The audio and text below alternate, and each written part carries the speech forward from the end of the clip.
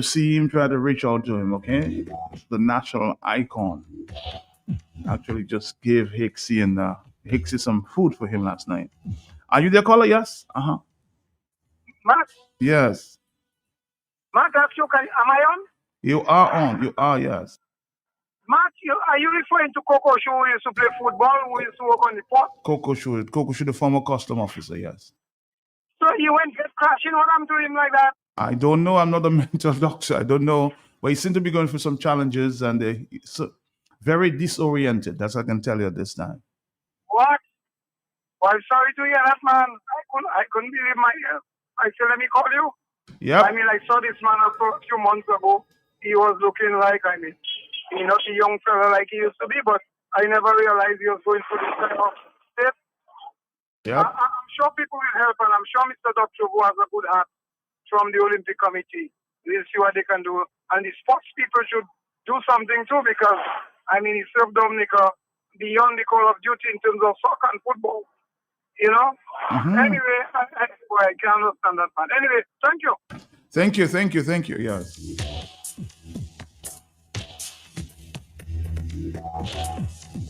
I'm hoping that the authorities can step in, get him all the help he deserves. Are you there?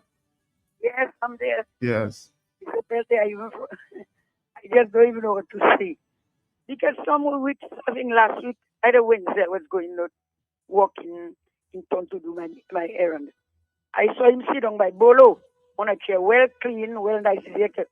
But the person is staring at me, saying at me. I said, but when I go back, I watch good. I said, he's Google. So I said, hey, my PJ here, let's please to compliment me. And we was up together in Hillsborough Street to have stuff. And I saw him. And let me tell you, I am not a doctor, but Mr.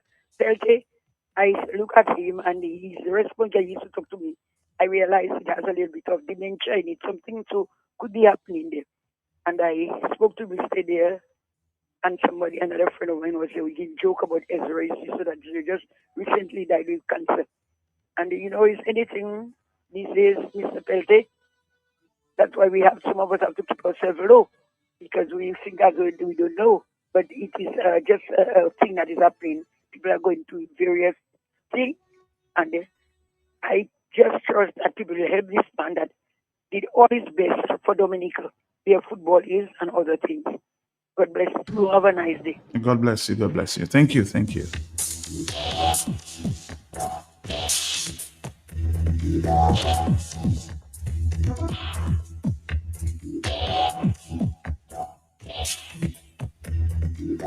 Somebody says, oh my God, what's wrong with him? I suspect, I'm not a specialist, but I suspect he's going through some challenges.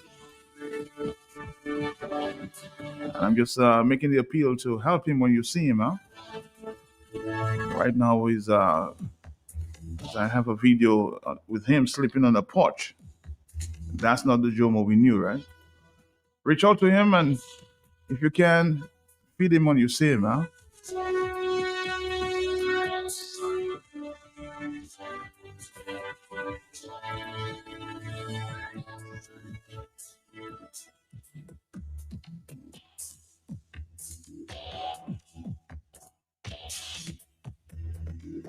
I just thought Dominica should be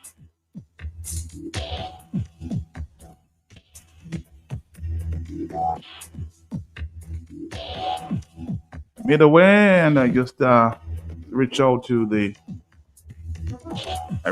president of the Dominica Football Association, who did say that he would give some assistance.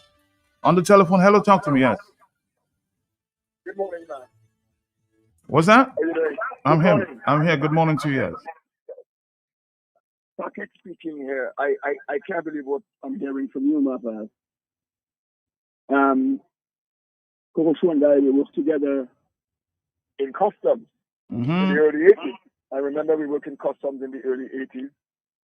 In fact, just about Wednesday last week, I saw him in the corner of Hillsborough Street and Old Street, and we were talking. We had a nice conversation. It sounded okay to me, but it's unfortunate.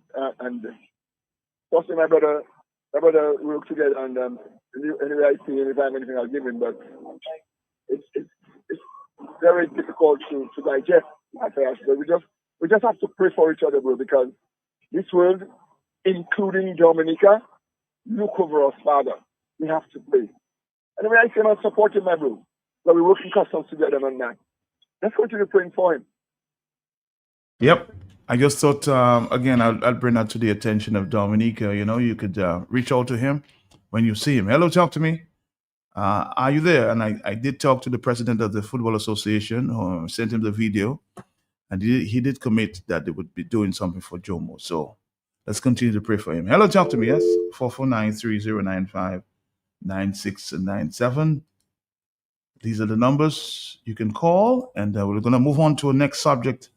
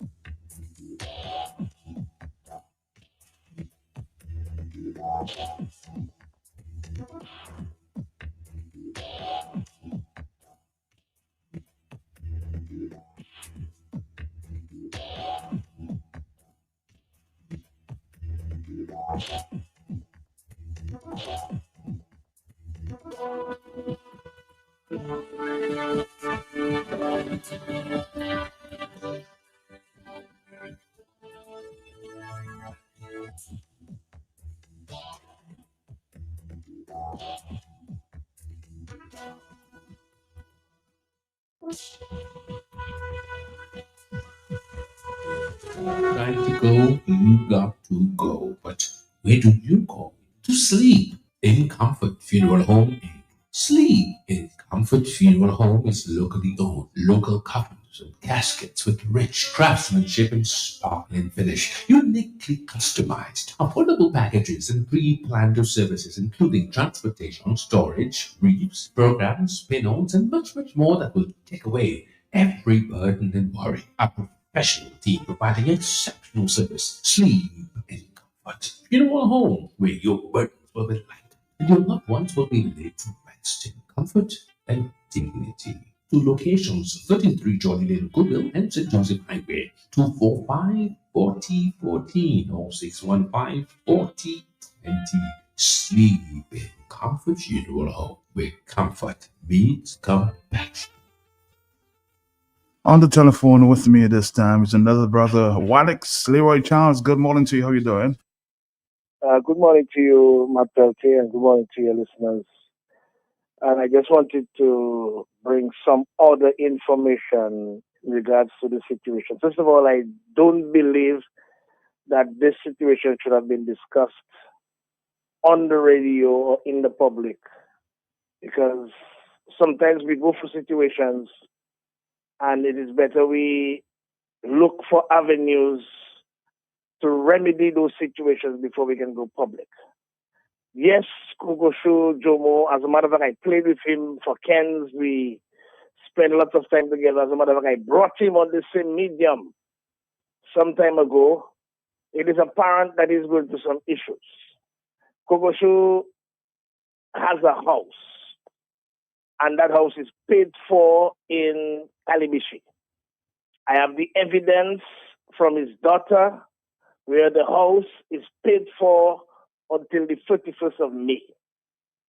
So it simply means that whatever residence a customer of stay is paid for whatever reason he's in Roseau, and whatever reason he's doing, whatever he's doing, it could be psychological, mental, and I believe instead of rushing to the radio, I believe we should try to seek some more sensitive assistance before we take it, because sometimes when you bring people's name on the radio, you can tarnish your reputation for a while, and I'm not trying to disregard your effort. No, because I'm hearing Wadix, and you're making that statement, and someone want to agree with you, but there's a committee I'm being told who is in trying to get some some help for him. I just brought it out to bring to the attention to the public that we need to give him help, and that's why I sought to give him help, and I got some help for him. As it relates to the statement about going to Calabishi or living in Calabishi, I'm being told yes that a house was set up there for him, but he refused to go. So we have to sort of discuss his health condition. Yes. Are you aware Kogosho has children? Yes, I am. Yes, I am. Have you spoken to any of the children? I spoke to his mother, the mother of one child.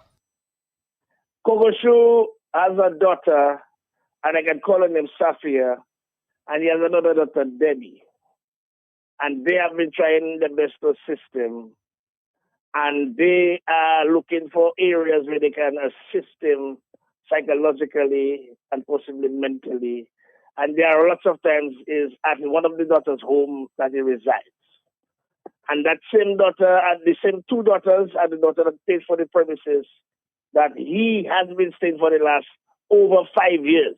As a matter of fact, over 5 years, he has been living in Calabishi. And that is why sometimes let us be more sensitive, because this man is really and truly an icon. And that is why we have to put things in place for those who represent us at the highest level with distinguished authority. And he's one of those.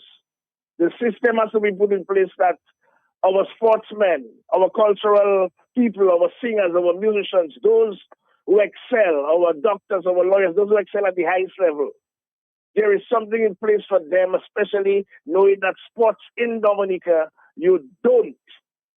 sports and culture in Dominica, you don't make a powerful living unless you go overseas. We know it. So a lot of those times, things can get challenging, things can get overwhelming. Okay?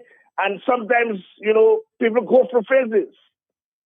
You may see a man and he may be broke, but he just on his last thread. As a matter of fact, I'm happy you said that, Wadix, because I did an interview with him. I'm not a professional, but you can basically tell he's not there. He's not himself. He's disoriented. So, and I'm being told, of course, from sources that they took him to hospital, 2 occasions, seen doctors. We're not about to diagnose anybody. We have to get the medical help that we need, and hence my decision to take this matter to the public so he can get the help that he needs. And I'm being told he has a doctor's appointment today. Let's see where that goes. My intention was not to make it public in a way to criticize or vilify him. I'm saying that people needs to reach out to him to help him. That's my point. Matt, can I please make my statement and then leave your radio station, because apparently you seem to want to cut across me, and that is really irritating me. No, you can make your point, but of course I have to intervene and make my statements as well. Yes, we have to. Well, tell the listeners we're communicating now, my brother. Tell the communicators we're communicating about the same situation. All right. Well, let's continue. Let's go. We're communicating about the same situation because I believe there are times you allow the family and the close people to see what they can do internally. Because this man is not just any ordinary man. This man is a legend, he's an icon. And this man deserves to be treated that way. His legacy deserves to be treated that way. He's going for some challenges, it's obvious. And I believe most likely people trained in the field should be able to see. That is where I think we should be going. To try to seek assistance to people that are trained in the necessary field to see what can be possibly his problem, because he, as I can tell you now, I can tell the whole world, in my possession is a receipt of where he stayed for the last how many years, paid by 2 of his daughters, so that when they take care of his rent So wherever he's supposed to be staying, and he stayed for the last 5 years, that is played. But I'm just saying sometimes we are rushed. We rush things to the media and social media. We're not trying to internally remedy the situation. And I think media should be the last resort. And that is my professional opinion and ambassadorial position, because I know this guy. I spoke to him several times, and I didn't see somebody that was ill when I spoke to him. But I'm not a professional. Obviously, he looked like he has aged. Obviously, he looked like somebody going through a difficult time. But I am not a professional. I reached out to the closest person to him, which is his daughter, and I tried to find out what really is going on with him. Because his daughter lives in the same place around the area where the video was taken. And his daughter, told me how many times, as a matter of fact, her doors be open so that he can come and stay. He has spent several nights there, he sleeps there. And as a daughter in the middle of the city. So I'm just saying there are other sides to the story, and sometimes sensitive issues like that, we have to just allow the normal process to take place before we can evangelize it, because sometimes it sounded like Kogosho, 1 is homeless, 2 is a beggar, 3, he didn't any assistance. But what I believe Kogosho did now is psychological evaluation, and possibly see if this Roseau he wants to see how you can possibly get a place in Roseau. And from my understanding from the doctor, there is a prominent doctor that normally is on QFM that is trying to seek his personal resources to get him a one room in Roseau. Good morning, Matt Welty, and good morning. Good morning, Wadix. While I understand your point of view. After listening to Kogosho last night, I'm not one that will even release the interview I did because of his state of mind. All I heard him say last night that really moved me. He had no place to sleep. Franklin Moses, you're one who understands a mental patient. Of course, you are one yourself. Continuing to be. What do you think is the mindset of Kogosho at this time? You've spoken to him. We talk every day by Bolo. That man needs help. Like now, before it's amplified. Yesterday, when we spoke, I didn't recognize him. He's withdrawn, focused on what I don't know. However, in saying and talking with him, in my spiritual diagnosis, I got to say it. He's a very proud man. So pride is getting in the way. I'll tell you straight up. With me, same thing. When pride had me, I didn't want to hear from you. Remember I cussed you out? Can't you remember? Like I cussed out Matt. That's because I was in the wrong place mentally.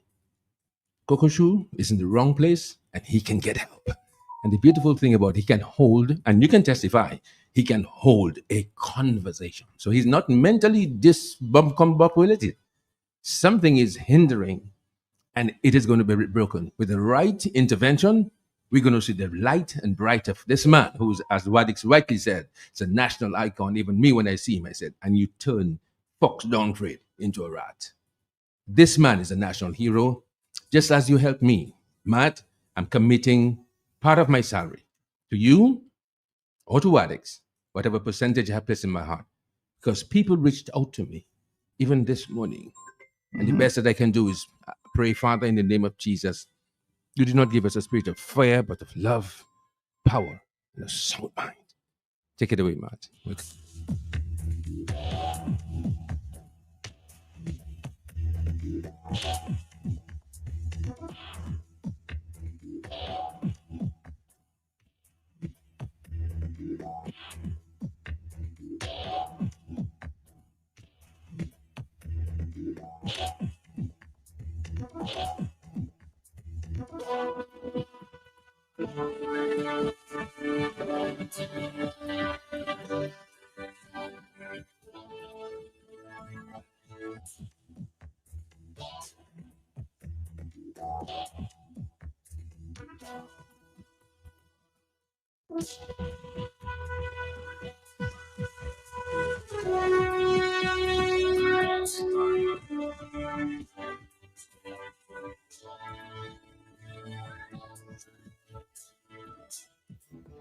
This lady asked me, sorry sir, where's D&D Plumbing and Electricals now everybody talking about? I said, ma'am, D&D is located on 2nd Federation Drive, Goodwill, above Nagico. It's that green and orange building. D&D, we also do services and sales, general plumbing such as PVC pipes and fittings, kitchen faucets, bathroom faucets, shower valve, and all the other functional parts needed for your loo or toilet. At D&D Plumbing, we have in stock inline ball valves, check valves, and all the other parts that are necessary for a job well done. And now for the big one, baby, don't forget your drain busters to unplug your waste pipes. People don't have to know your business. D&D also got your pressure reducing valve to reduce water intake, thus reducing your plumbing expenses. The reason why customers just keep coming to D&D is because of the great customer service, exceptional product knowledge, and hard to find plumbing items and tidbits. D&D on Lower Federation Drive, the full comprehensive plumbing services, repairs, maintenance, and installations. Just watch out for the green and orange building. This lady asked me, sorry sir, where's D&D Plumbing and Electricals now everybody talking about? I said, ma'am, D&D is located on 2nd Federation Drive, Goodwill, above Nagico.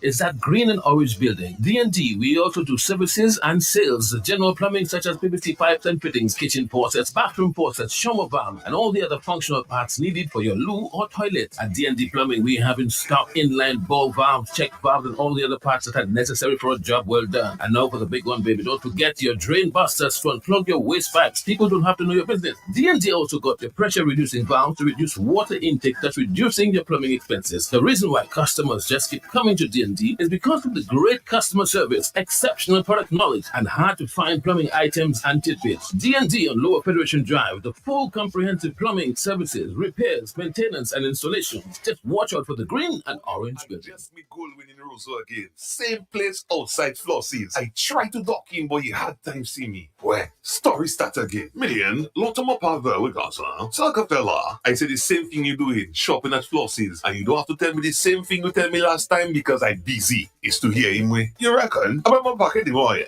I won't tell you that I save money in food and drinks when I buy quantity. I save more. Oh, shucks, man. Well, when you're still telling me, I know already. Tu paga respect him, why? But it can him up here for pale.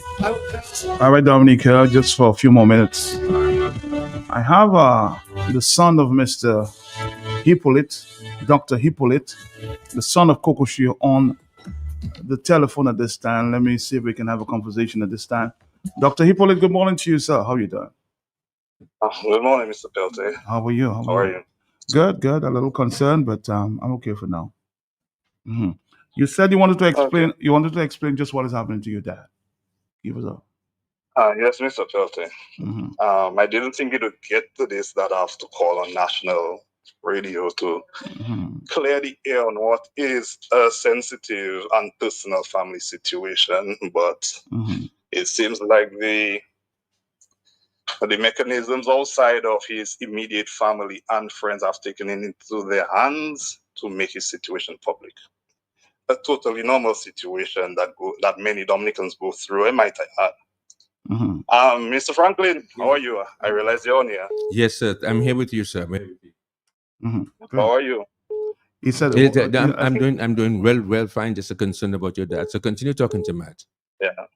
Okay. So my dad is not the young guy that he used to be. Okay. That's number one. My dad as well has gone through two very important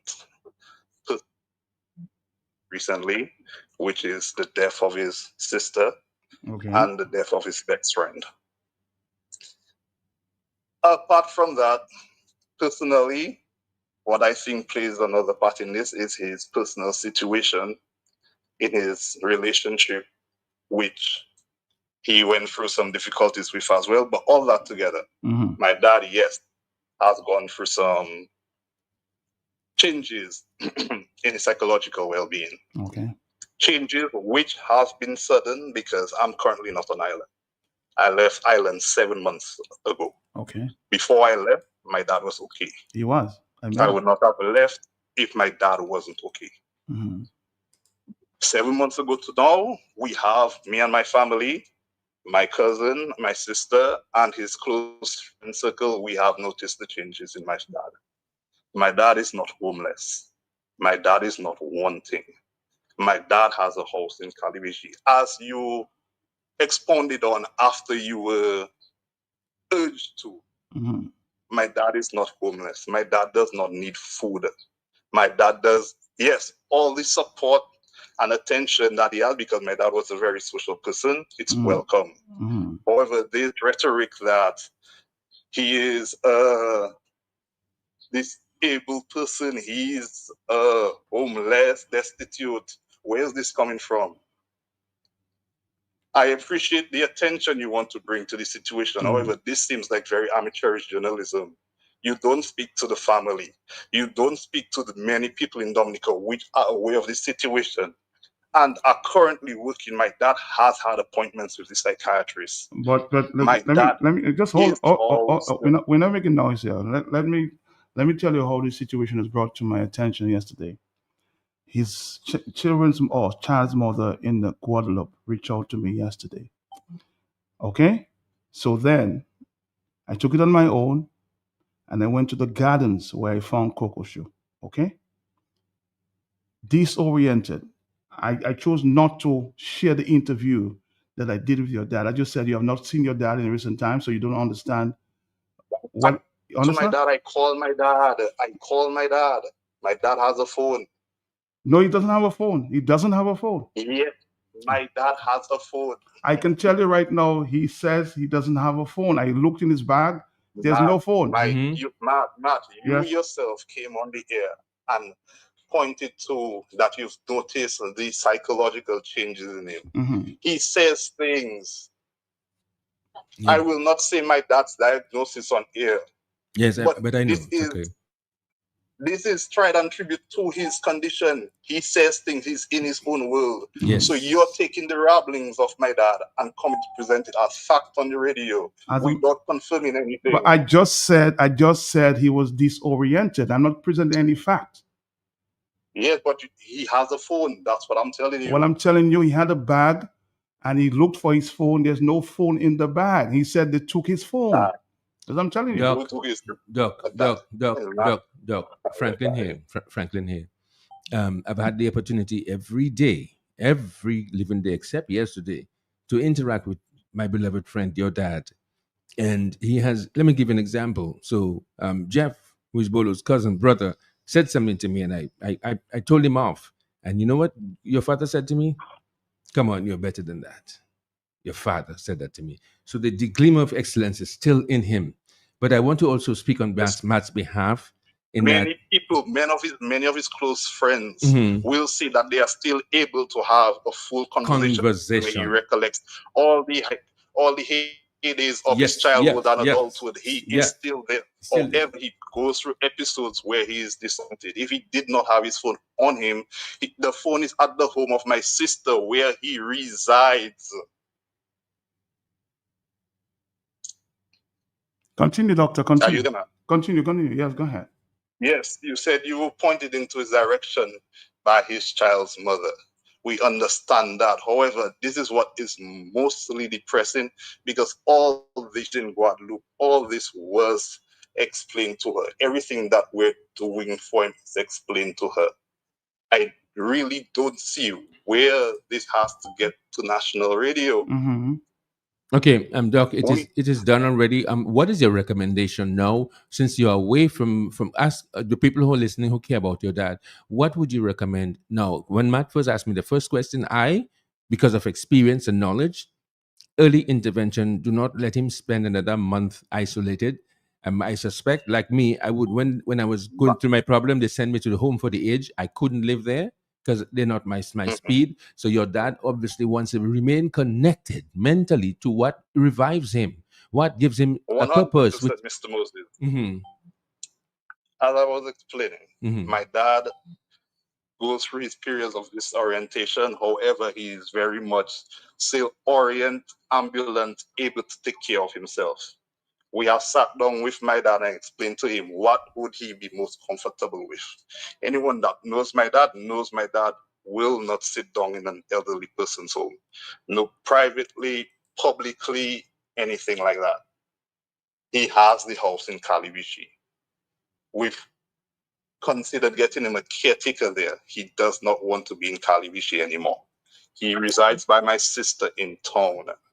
We've discussed with him getting him his own house right here in River Street, close to my sister, close to his old neighborhood, where he's familiar with, where everyone knows him. There'll be little chance of him getting hurt, getting lost. I don't know if you guys know my dad, but he's very stubborn. We just said that. Some days he entertains the idea, other days he doesn't entertain it. We've spoken to about 3 houses. My dad isn't willing, primarily because of his mental state currently, and secondarily because of who he is. With his pride. Not pride. Okay. Why would there be pride what in would it? you? No, My dad still is economically independent. We help him out, but he has full control of his financial means. There's no pride in this. My dad is just going through something. Hopefully, he can get out of it, but he's getting financial help, he's getting emotional help, he's getting medical attention. My dad is not a destitute. Yeah, I said that what the statement I made was not a negative one. I'm just simply saying that he has the capacity now to bounce back with, as you're saying that he has. So Mr. Hippolyte has indeed a network looking after him, and there's absolutely no need for concern right at this point in time. You're suggesting? Excuse me? I'm suggesting that at this point in time, what do you recommend? As Matt has started to activate, other people are activating. What would you want to say now? A final word to Matt, to the nation, and about your dad. Final word to Matt, the nation, and about my dad. Yeah, like what would you like to see happen today? Go ahead. Thank you for all the care and support that you are showing to him. My dad likes to converse. He likes to be around people. Where you see him, engage him, try to make him remember the good old days. Any help is accepted. I'm not going to say that my dad will not accept this one, not accept that. But I'm speaking in terms of emotional, psychological support. The rest, I believe the family are currently unable to maintain. We have spoken to the necessary governmental bodies. We didn't go to the Football Association. Okay. Not sure. But we did go through, my dad has appointments at the hospital. My dad has a private doctor. I'm really not sure what else. And what prayers, I guess. Prayers for him. And please allow for this situation to be dealt with in-house, please. My dad, he will converse with him, he will say things. I'm sure a lot of us have parents who have gone through this situation already. Mm. We should understand without it being said blatantly what it entails and what it is. But please let it be done behind closed doors. All right, brother. Thank you very much, Dr. Hippolyte. Thank you very much. Thank you, man. All right. At least brought it to the attention of the public, and I'm happy that you stepped in. Yeah, man. Because as a matter of fact, Mr. Some former footballers is now forming a committee to take care of him. I was about to tell that. No, Coco Shoe is in good hands. When I was drifting out of my safe zone, you remember clearly. I remember the situation when you mentioned it. You offered me food because I was hungry. You stopped because I was busy. You questioned me and I cussed you out. That didn't dampen your relationship with me, but I was out of it. Normally, if I have to talk, me and you argue all the day. Yeah. Every day, me and Matt argue. Where are we? No, I'm going home. But when Matt asked me, Franklin, I haven't seen you for the morning. Where are you? He needs somebody with accountability, and I think his son, who's distant away, find somebody who will hang out with him, talk with him, hang out with him. He wants to sit by Bodo, sit with him. Yes, go ahead. And that is a beautiful thing. So, Matt, once again, may God add this to your account. May God put this into your account for reaching out to people like myself. Don't forget, I'm still not like 100% safe. Matt has to make sure that I take my medication one way or the other. So we need somebody with him. But until then, God bless you, Matt. God bless you, the Football Association. God bless you, the family, his daughters, his sons, his well-wishers. We are all working and rooting, but God will make happen for you what you make happen for me. Thank you very much, Matt. Thank you. As a matter of fact,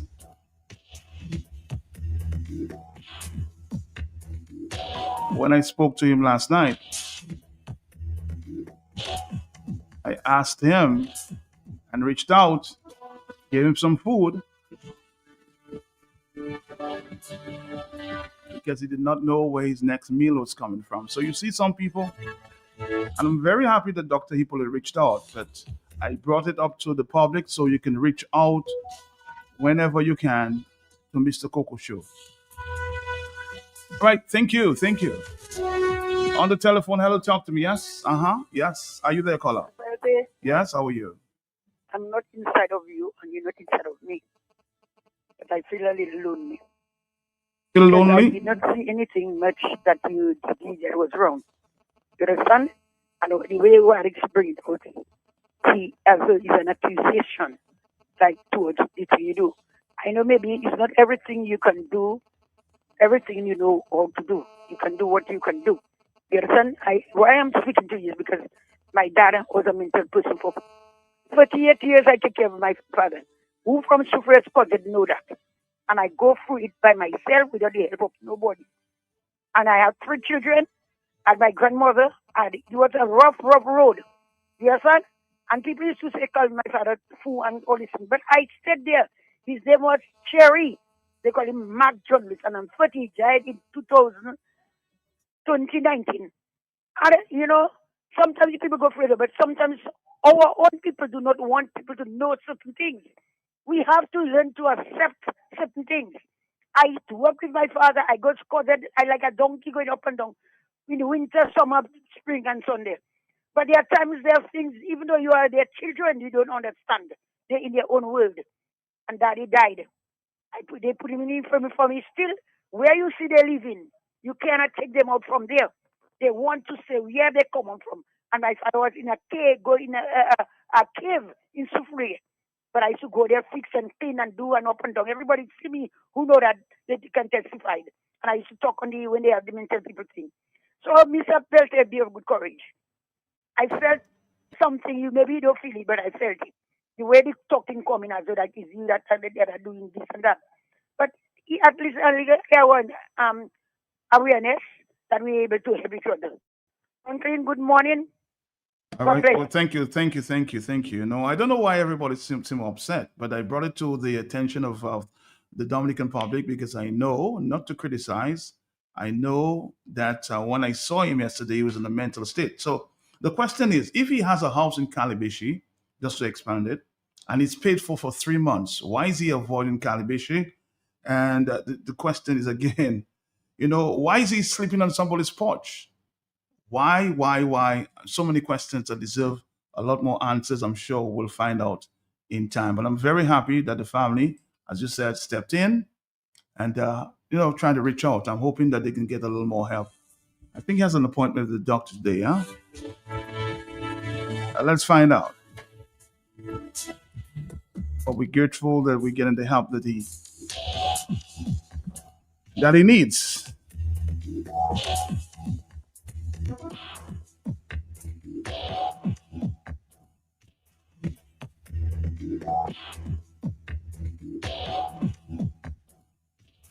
I just did it from the bottom of my heart to reach out. I actually gave him some food last night, and even my brother Hicksy, so they could take and cook, on Mother's Day, like a genuine mother would do. Hello, talk to me on the telephone. Are you there? Yes. Master, good morning. How are you? All right. I know you are a nice person. You trying to do what you have to do, but just cut the matter short. Tell everybody finish it that and leave that alone. Thank you. All right. Thank you very much. Thank you. Some things,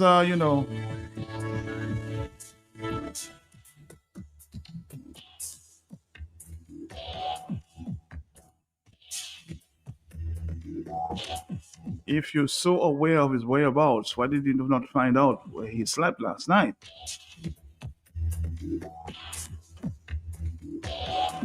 On the telephone, are you there, caller? Yes, talk to me. Hello?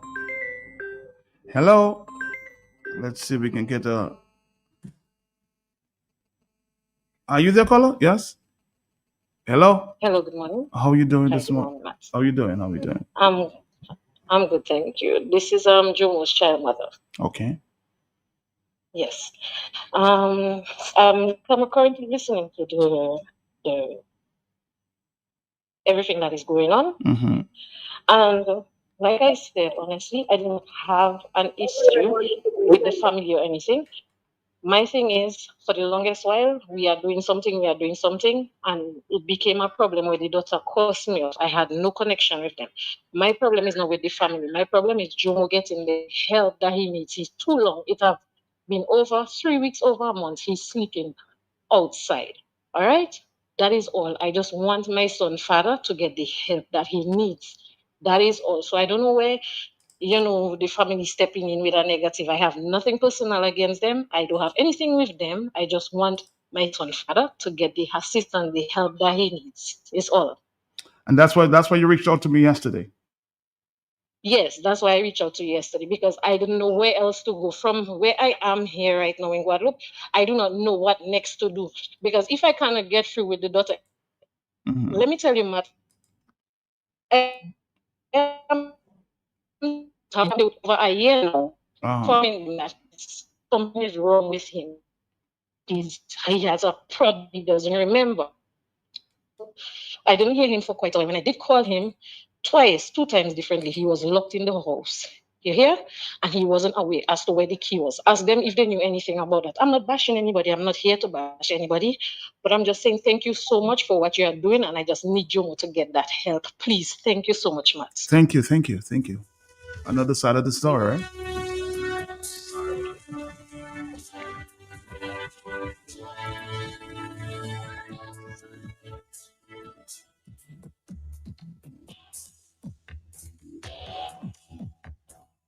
And somebody says, usually family members would say thank you to all who tried to help in whatever way you could.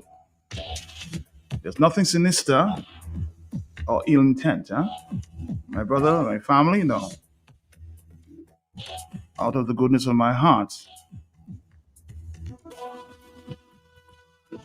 just trying to get the attention for a national icon, huh?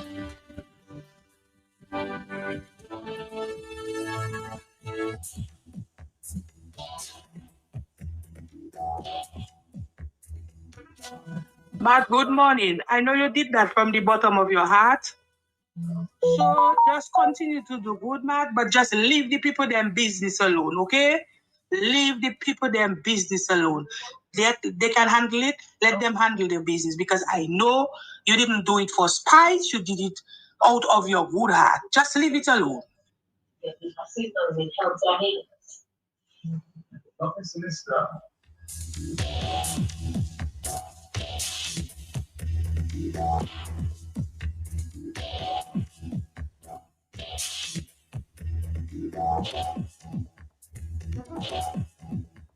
Somebody says, man, sometimes it's not the victim that lives in denial, also family. Maybe they too live in denial when confronted with a mental health issue.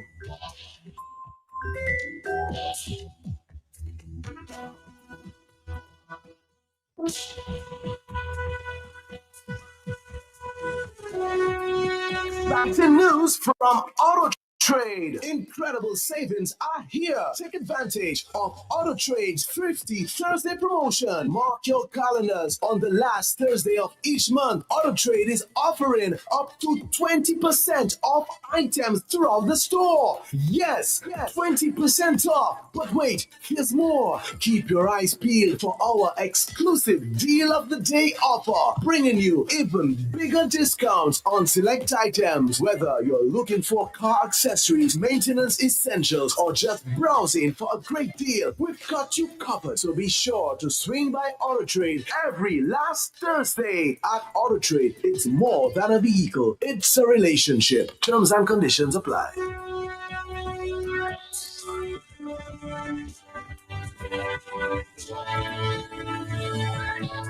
Hello, how you doing? Are you there? Yes. Okay, what do you want to say? No, I wanted to tell you that this is the mention the man is facing. because that's how my husband started. And I couldn't, he wasn't remembering anything. He doing things and he didn't know what he was doing. So these people are just trying to pressure on you. But it's a good thing you came out with that. Have a good day.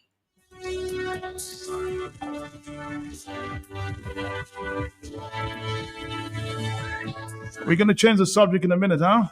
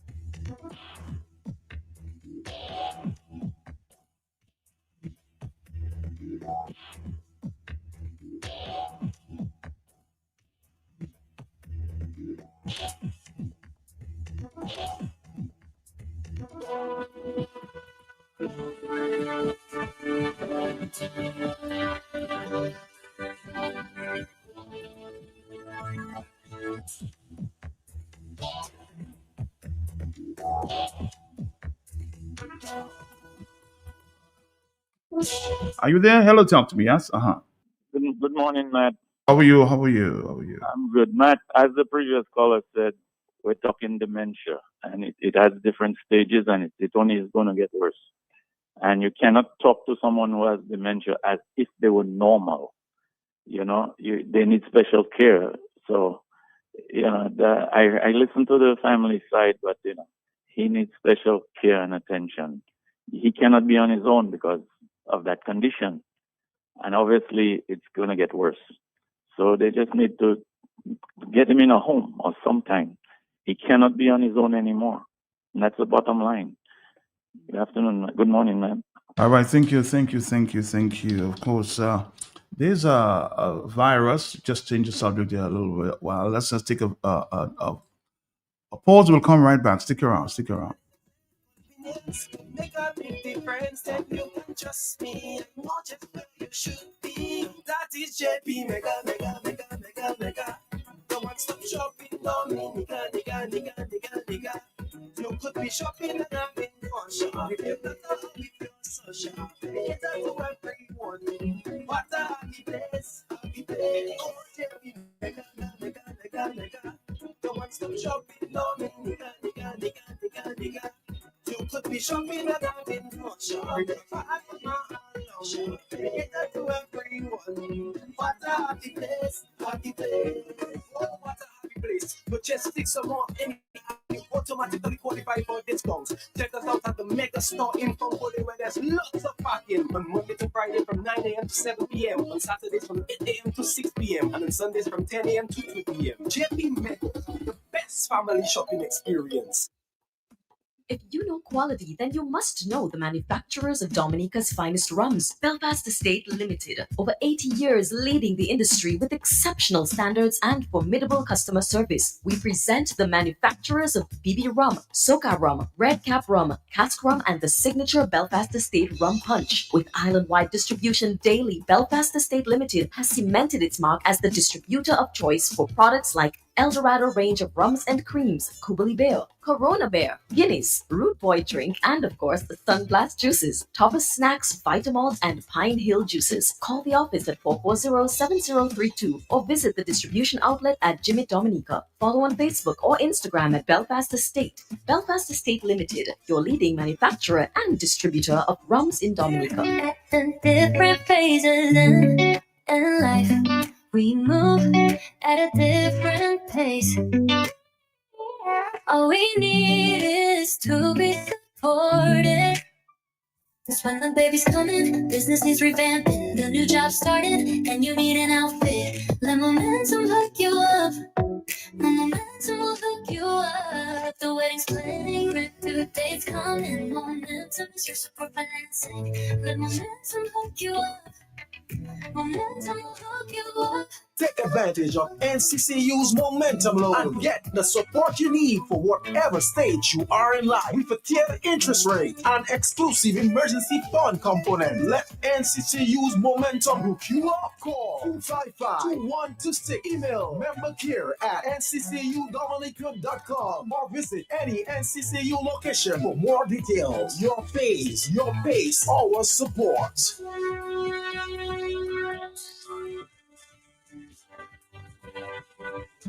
All right, Dominica, we have to be somewhat concerned. Another subject as it relates to health, there's health officials continue to track hantavirus. There was an outbreak on the ship. Caribbean health professionals have to be concerned about that.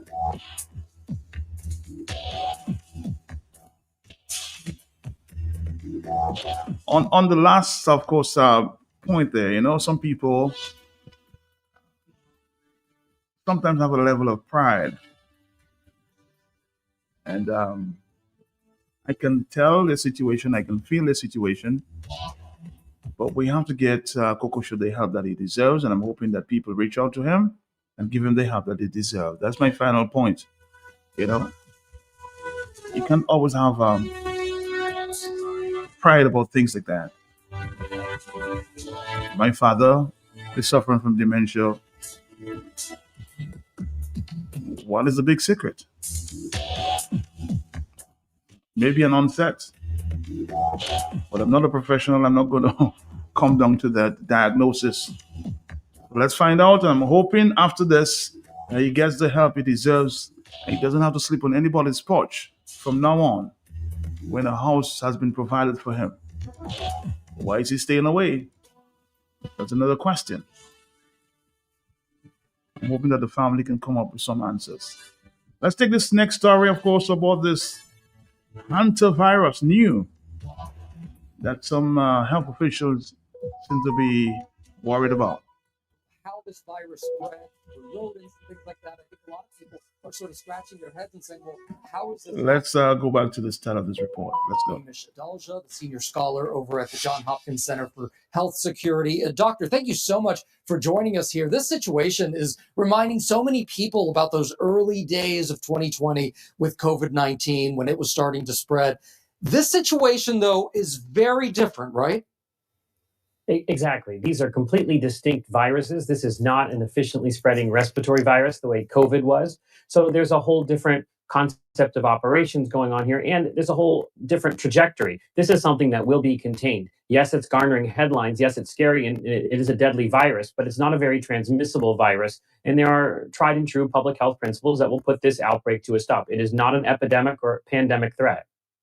And I know you say that, but when we hear about, how this virus spreads through rodents and things like that, I think a lot of people are sort of scratching their heads and saying, well, how is this happening there on a cruise ship, for example? Because we know that the hantavirus isn't a new pathogen, but have we seen an outbreak of this scale before? We've seen bigger outbreaks of the Andes version of hantavirus before, including in Argentina, where there was an outbreak related to a birthday party several years ago. So this isn't something new. The virus is still behaving exactly as we would expect it. The fact that it's a rodent virus, that tells you how it got into a human. It got into that initial person who was bird watching in South America, and this is an endemic virus in South America, in Argentina, which is at high season right now. That person got on the ship and infected other people that they were in close contact with. This isn't something that spreads very easily. So it's nothing like COVID. And the fact that the cruise ship is involved is kind of an accident of this whole thing. It's really not related to the cruise ship at all. It's related to the fact that this man got infected with the Andes version of hantavirus, which has been known to spread from person to person and infected other people in this closed, cloistered environment. The virus, there's no change in the virus's dynamics. It's still behaving as we would expect Andes virus to behave. So that's a relief, I think, for a lot of people who are hearing that. Talk to us a little bit about, because a lot of these people, some of them, before they realized it was an outbreak, the same ship had other passengers. And now several states are monitoring U.S. residents who've already gotten off that cruise ship. So what does that kind of monitoring usually entail? So it's going to vary from state to state, but usually it's going to be telling the person to look out for signs and symptoms of hantavirus, which include fevers, chills, muscle aches and pains, cough, shortness of breath, and then take their temperature at a regular time, check in with public health authorities at regular intervals, and then if they do become sick, to rapidly be tested, rapidly be linked to care. And that's going to vary from place to place, and the duration probably around 45 days or so because of the incubation period being so long. But it's something that we haven't done before. Remember in 2014, when we had a lot of healthcare workers coming back from the West African Ebola outbreak, health departments had to do that same kind of monitoring, which was even more intense and more high consequence with Ebola than for hantavirus. Really good information, calming a lot of fears, I think. Dr. Amish Adalja, thank you so much for being here. All right, this is also concerned there out of Trinidad on this hantavirus, yes? Urgent to all my fellow citizens of Trinidad and Tobago, to the rest of the world. I know our health minister, Dr. Lakram Bodo, would have already informed the Honorable Prime Minister, Ms. Kam, and measures are being taken and implemented to protect public safety. The synopsis is that a cruise ship with passengers were infected with the hantavirus, multiple strains of this virus, but this particular one spreads from human to human. The mortality rate is between 15 to 40%. This is quite significant. And within the last 48 hours, WHO would have indicated that over 149 persons have now tested positive. This is quite significant. The reality is that 40 persons disembarked from that said cruise ship and would have gone back to their respective countries. The incubation period being approximately 2 weeks. Those persons who would have traveled may have potentially affected the entire world. As we go forward, we must be prepared because this has the potential to be worse than the COVID-19. This is not a conspiracy. This is actual, real facts unfolding before our very eyes.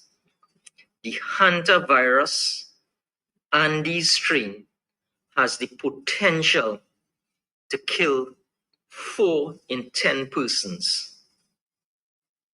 We must be prepared by having the prerequisite human and material resources available to us. And I expect that in the ensuing 48 hours, the rollout and contingency plan for the healthcare system and the people of Trinidad and Tobago will be debated in Parliament to ensure that the required resources are there. This is not a time about politics and politicians, race or religion. This is for each and every individual in this world to ensure that we survive. This is how serious it is, because you or your loved one could be jeopardized because of international travel.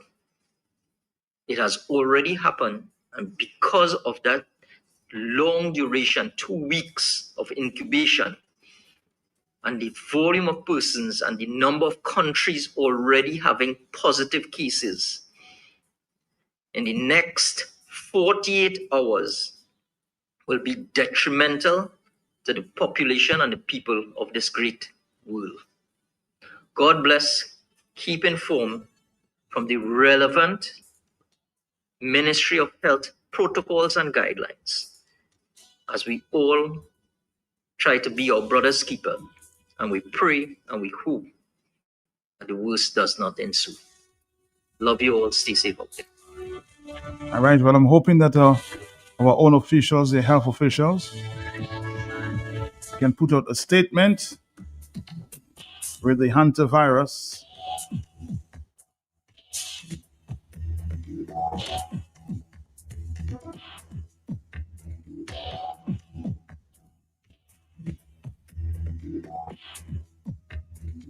Somebody says it takes about 8 weeks before a person knows or know that they're affected. This is worse than COVID. So please, health authorities, let us know what's just going on. Yes, he's a half official there from Trinidad and Tobago. Did I not say that before? Yes, he's from Trinidad and Tobago. Are you there, caller? Yes. Caller. Hey, Mr. Pell. Morning, sir. How are you, sir? How are you? Yes? Yes, Mr. Pell, I hear you speaking about that Hunter virus. Yes. Hunter. Mr. Pell, Mr. Pell, you heard what they said, it come from rat, feces, dirty environment. That's not what one of the officials said, that it's come from rat feces, urinate, bacteria. And we heard some time back, we all speak about, let's look at our capital. Dogs carry leptospirosis when they pee, when they urinate. People don't take that. You notice we had a rare series of deaths a few months ago, and every time the doctor might just say you have high blood pressure or something. Look at our capital with stray dogs. I live in an area here, Goodwill, and most neighbors just can tell you sometimes you cannot sleep at night when you have a female in heat. And do they taking care of all those things? And look at what we're preparing for, tourism. Look at what we're preparing for in the Caribbean, tourism. We had war and diseases. And Mr. Peltier, I want to remind you, sir, do me a favor. You had a religious leader on Friday. You heard the amount of people who call with different sickness, even mentally challenged, and they didn't have no pride of saying it. So I don't see any problem of having pride with illness. What I want you to do for me, Mr. Peltier, run back that tape and listen to some people, physical sickness, mental sickness, and not before you open your show in the morning, get Mr. Parilo clipping and just run for 3 minutes max. Just look at how angry people is, even on your show. People must get sick, Matt. Matt, we must get sick. All of us have diseases. I'm not ashamed to say, I'm in the natural medicine, but I have my own illness. Everybody's sick. What are you going to hide away from sickness for? Just do that for me, please, during your shows. All right, caller, thank you. All right, let's continue here this morning. Thank you. I heard on the weekend that someone in St. Kitts is infected. I'll try to find out from my sources there in St. Kitts, okay? Be very, very, very careful out there.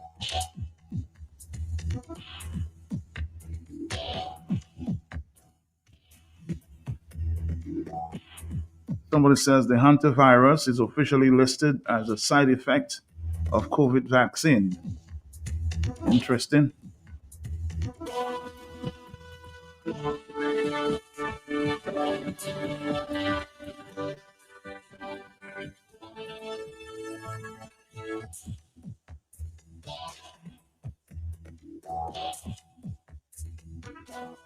I'm just getting another story there. I'll confirm a little later that that the mental stuff issue is real. A young man may have killed himself in the southeast, some community in the southeast. We'll continue to follow that story. Huh? Mental issues are real. Are you there? Hello, talk to me. Yes. Yes. Hello. How are you? Yes. That we need to take better care of our surroundings. Too many dogs and rats all over the place, and people are throwing food all over the place. That is unhealthy. We live in an island where we should be taking care of our nature island, and people are not doing that. And more there's more sickness and disease. And another more, Max, may I ask you, is it Sylvester Holmes that is sick? Who? Bashir? Who? Sylvester Holmes. Is that his name? No. Oh, what's a different person? All right, sorry. As it relates to the St. Kitts story with this hantavirus, I'm being told it could be a CBI person with a St. Kitts passport. So it may not necessarily be from St. Kitts, but he may be a CBI. He may have a St. Kitts passport.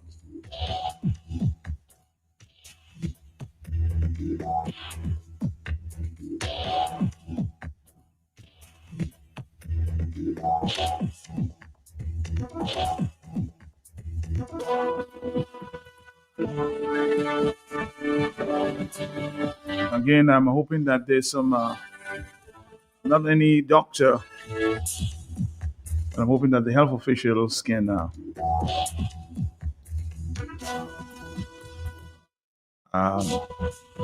share some more information on the hantavirus.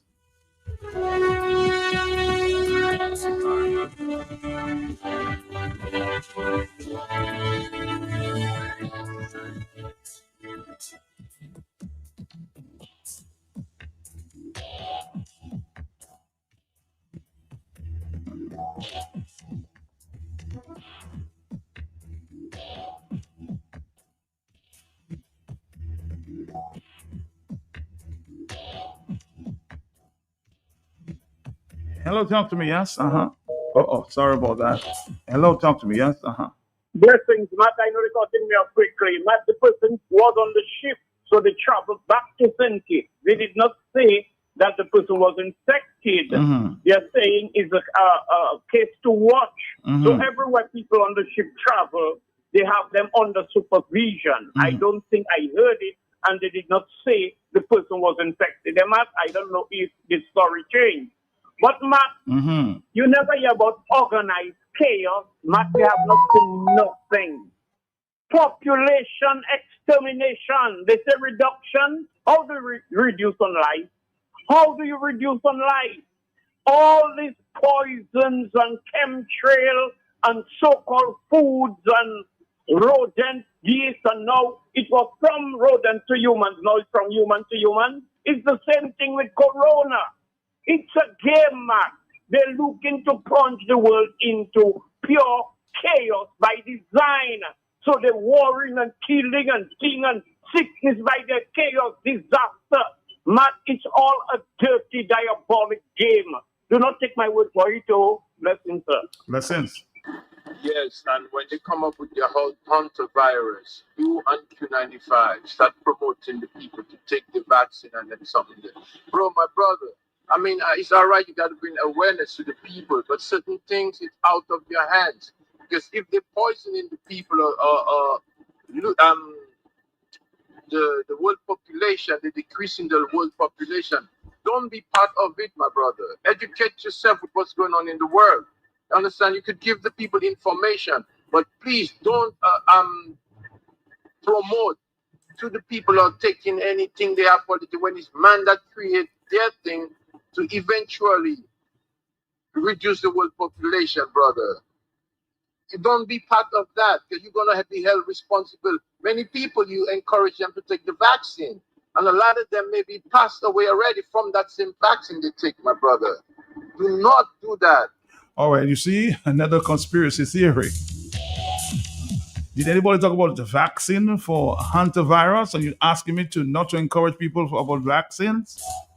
My brother, as I said, stay in your lane, huh? Stay in your lane. I've never encouraged anybody to take vaccines. If you don't want to take vaccine, that's your problem. Is there a vaccine for hantavirus? Did I ever promote a vaccine for hantavirus? All right, 44930. There's always a conspiracy theory somewhere or the other. Huh? Always.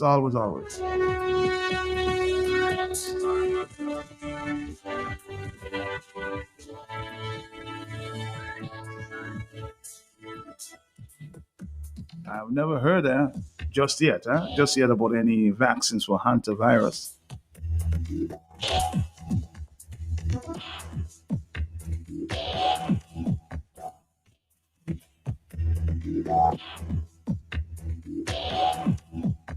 See, there's always a story for everything. They say there are 3, 4, 5 sides to a story sometimes. The World Health Organization has cautioned the pharmaceutical companies not to promote the hantavirus as a COVID-like virus. Not a respiratory virus at all. You will hear a lot of conspiracies, huh? Hello, talk to me on the telephone, yes. Are you Let there? me tell you, sweetheart, How you doing? How you doing? do not let anybody dampen your spirit. Enemy is using somebody to dampen your spirit today. To get you angry, to get you discouraged, everything. Do not allow anybody to dampen your spirit today. You have good courage. No. It's to dampen my spirit? No. Have you ever heard me angry? Hello, talk to me on the telephone, yes? Are you there? I was about to tell you that same thing. Good morning. Good morning to you. Secondly, I say when you have report, you have to go to audit to ask him whether you must say certain things. I was not too impressed. It's okay. Of his outcome. It's okay. Everybody has their opinions, right? Thank you very much.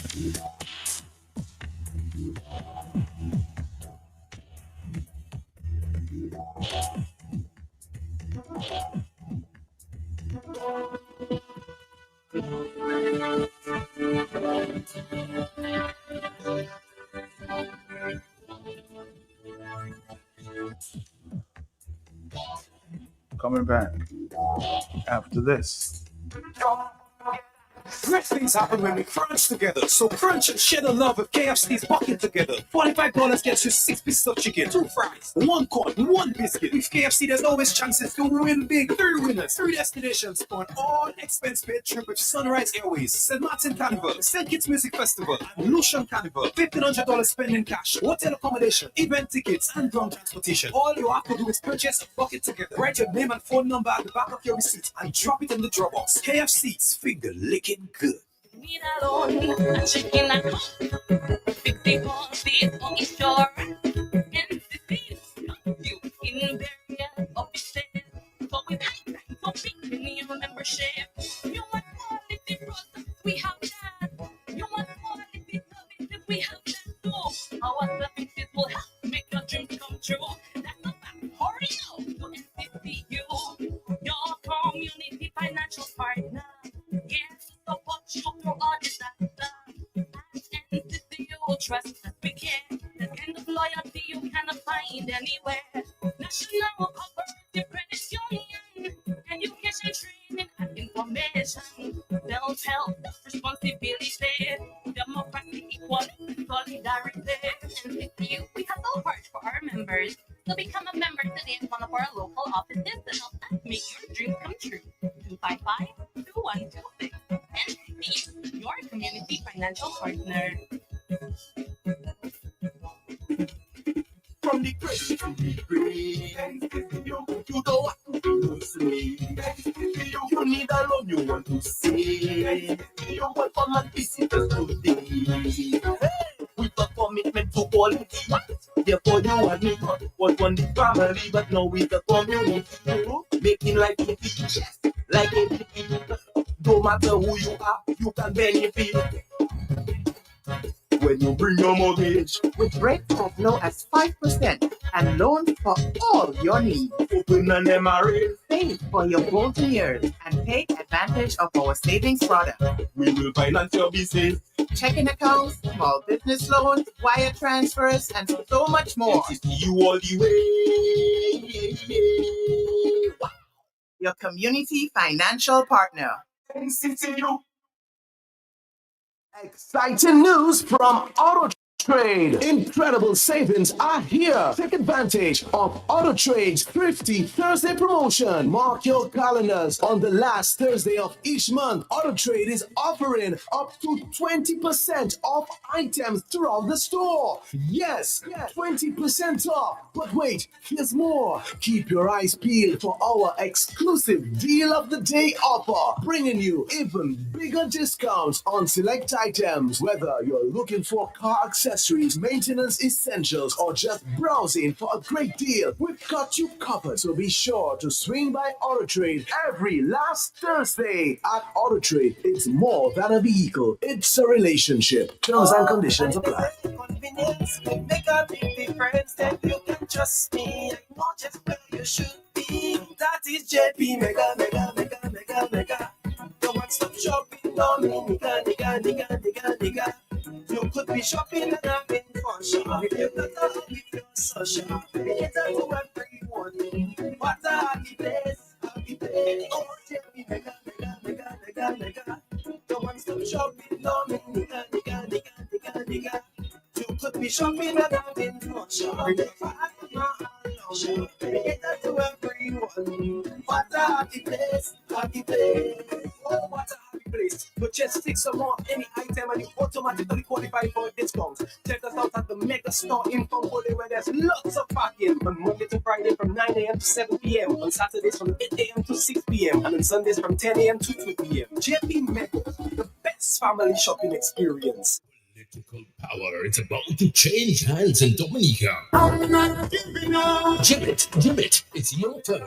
The United Progressive Party, alongside political leader Attorney Joshua Francis and solid playmaker Loftus Dumont. Solid lineup of speakers will be at Esprit's Drive near the Convenient Plus Shopping Center, Thursday the 14th. Jim it comes alive from 7 p.m. to hear the plans and look for a better Dominica, a better you, the United Progressive Party, the party of the people, by the people, for the people. Come on, Dominicans, join the forces with the United Progressive Party as we help rescue and restore, even bring back Dominica from the brink of destruction. 7 p.m. on Esprit's Drive near the Convenient Plus store. Everyone will be in attendance. Don't miss your moment. Thursday coming, power must change hands. The power is in your hands. All the way with the UPP massive whistle stop from Jimmy, Thursday the 14th. I'm not giving up. Today I never give up before. If you know quality, then you must know the manufacturers of Dominica's finest rums. Belfast Estate Limited, over 80 years leading the industry with exceptional standards and formidable customer service. We present the manufacturers of BB Rum, Soca Rum, Red Cap Rum, Cask Rum, and the signature Belfast Estate Rum Punch. With island-wide distribution daily, Belfast Estate Limited has cemented its mark as the distributor of choice for products like Eldorado range of rums and creams, Kubali Bear, Corona Bear, Guinness, Root Boy drink, and of course, Sunblast juices, Toppers snacks, Vitamalt, and Pine Hill juices. Call the office at 440-7032 or visit the distribution outlet at Jimmy Dominica. Follow on Facebook or Instagram at Belfast Estate. Belfast Estate Limited, your leading manufacturer and distributor of rums in Dominica.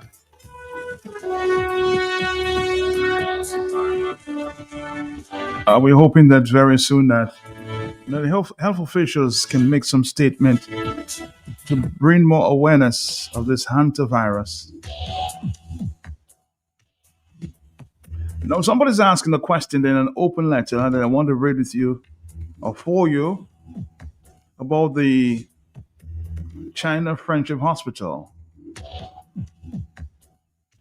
And tell me if you agree, right? We're still with the health issues. What is really going on at the Dominica China Friendship Hospital? Nurses are negligent and lazy. Yes, I said it. And I know what I'm talking about. They are always clueless and refuse to read patients' charts as far as to know what is required for the said patient. It takes a year to perform one task like changing an IV. An emergency presents itself and you ask the nurse to call a doctor. Nurse 1 says, yes, I call. Hours later, nurse 2 says the doctor is coming. 4 hours have passed. No doctor. Next day, you see the doctor on the ward and ask why she didn't respond to the emergency call. The same doctor informs you that she never called and advises you to make a report to the director or the CEO of the hospital.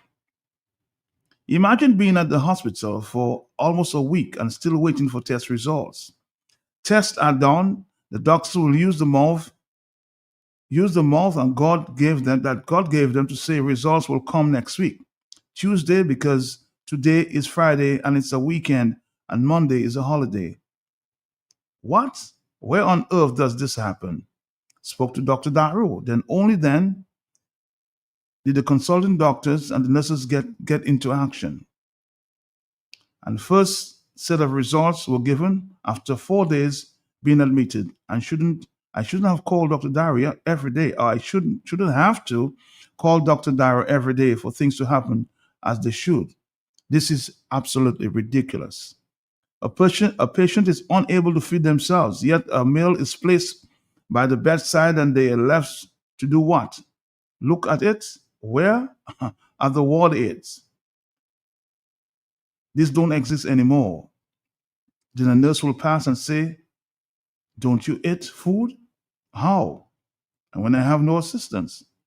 A patient in distress and calls out nurses all night long, and not one nurse comes to the patient's rescue. The nurses do the bare minimum. These are the type of nurses we have caring for our people. No compassion, no empathy. Nurses on Glover Ward count all their days. Vengeance is God's. A patient is on oxygen from day one of entry at the hospital, yet the nurses they're not checking the oxygen levels of the tank. The family has to come, notice the oxygen is not flowing, alert the nurse, who then says there is no oxygen or there's no oxygen tank on the ward. The man has to go to Canefield to fill the tanks. Is that a real hospital? Some questions being asked about, as I said, the China Friendship Hospital in an open letter. What is really going on there at our hospital? Are we really serious?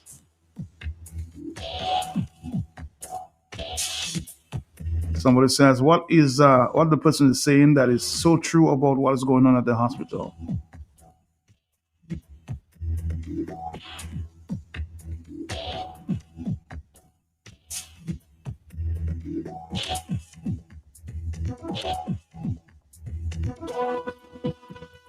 Sometimes you have to wait days for test result at the hospital.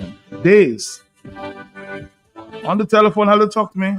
You have to pay for that first. Are you there, caller? Matt, is so true, but not all the nurses are some. But let me tell you, for a patient ready to die, they call in the funeral home because there's a commission there. You understand? You mean the nurses get a commission? Of course, a couple. Bye-bye, Matt. All right, thank you very much.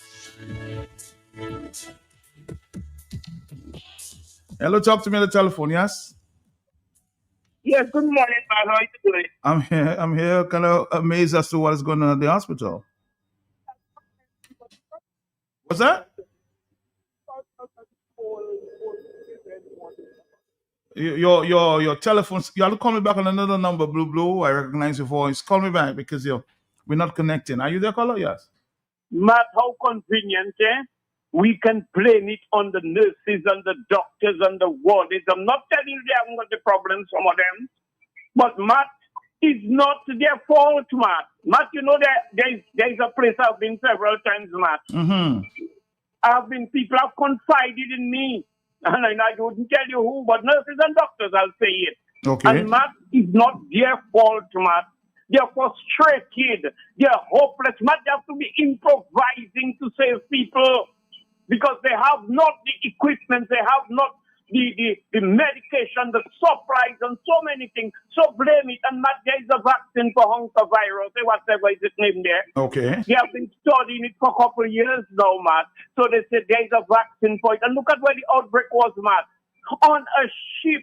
How convenient. Matt, let me leave you alone, eh? All right, thank you. Now the family demands an immediate fix, and they scramble to get a small electrical one to fill in the gap until the man comes from Canefield with the oxygen tank. You imagine that, eh? You have to wait for a man from Canefield to bring an oxygen tank to a hospital.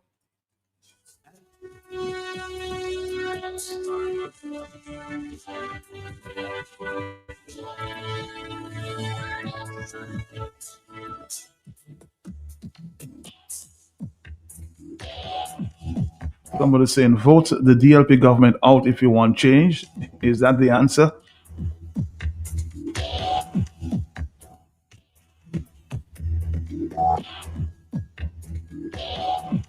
On the telephone, are you there? Yes. Can you hear me better now? A lot better. Yes, go ahead. Mother, one time somebody brought it to my attention and told me, look out at the old children ward in the hospital. But there were 14. A person from the hospital cell that told that to somebody. And when I went up there, I saw it for myself. about 40 empty oxygen tanks standing outside by the old children unit. Matt, it was there. Because the people, how you call them, some of the orderlies were complaining that has been standing there for a while now. And Matt, if you frustrated, Matt, frustration can make you just put a plate of food there for somebody, and you know the person can't help themselves to eat it. Frustration can make no one to make a bed for a patient. Hell no. Some of them nurses are laissez-faire. The foreigners, some of them are just as bad as the local. Can you imagine you giving a patient a medication, a tablet, and the tablet fall on the damn floor in the hospital, and you pick it up and giving it to the patient? And if the person's family was standing there and tell you what the hell you're doing now, you give it to the patient? That make it like frustration? That's not frustration. That has been plain laissez-faire and lazy. When some of them, they're sitting down there, they're one tell me up there, you think you know it all? I said, no, I don't know it all, but I can see what's going on.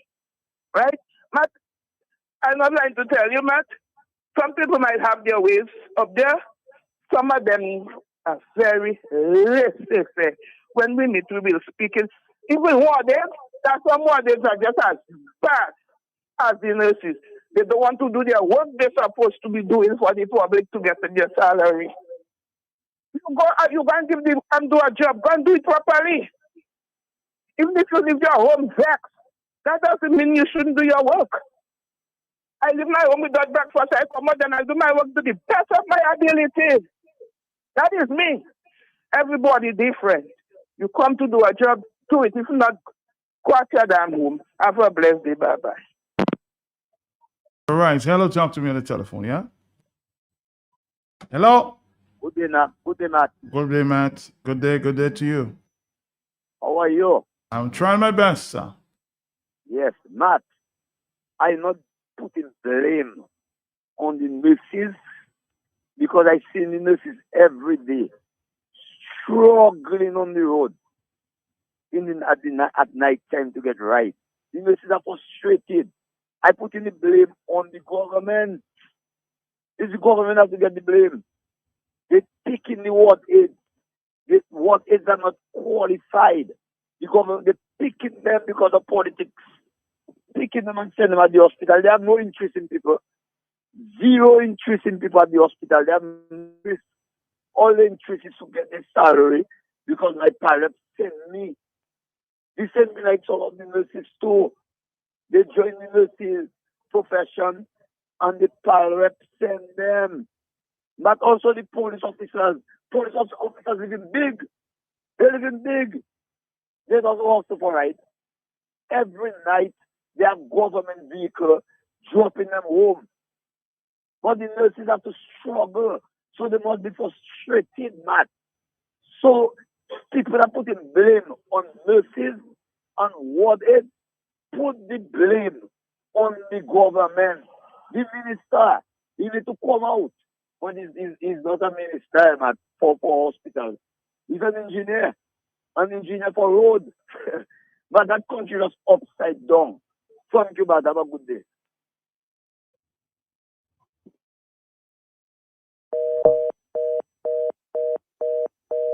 Keep your eyes peeled.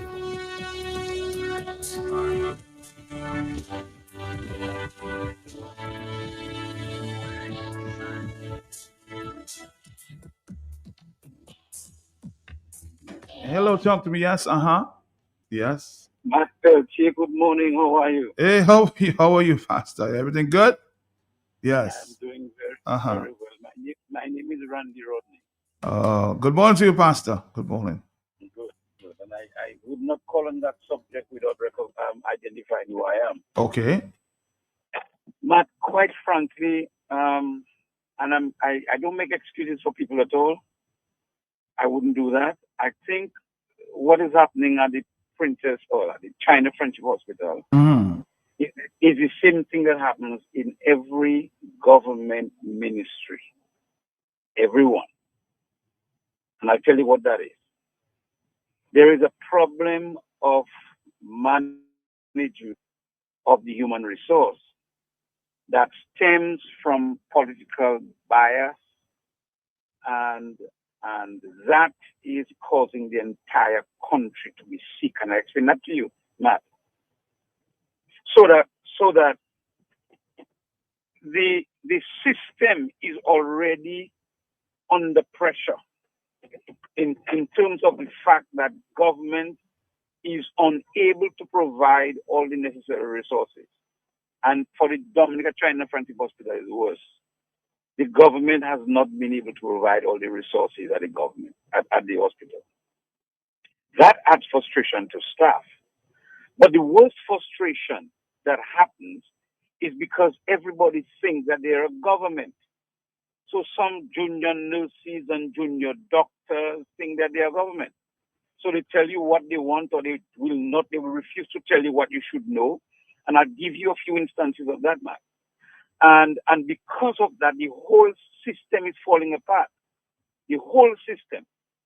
But as I often say, everything rises and falls on leadership.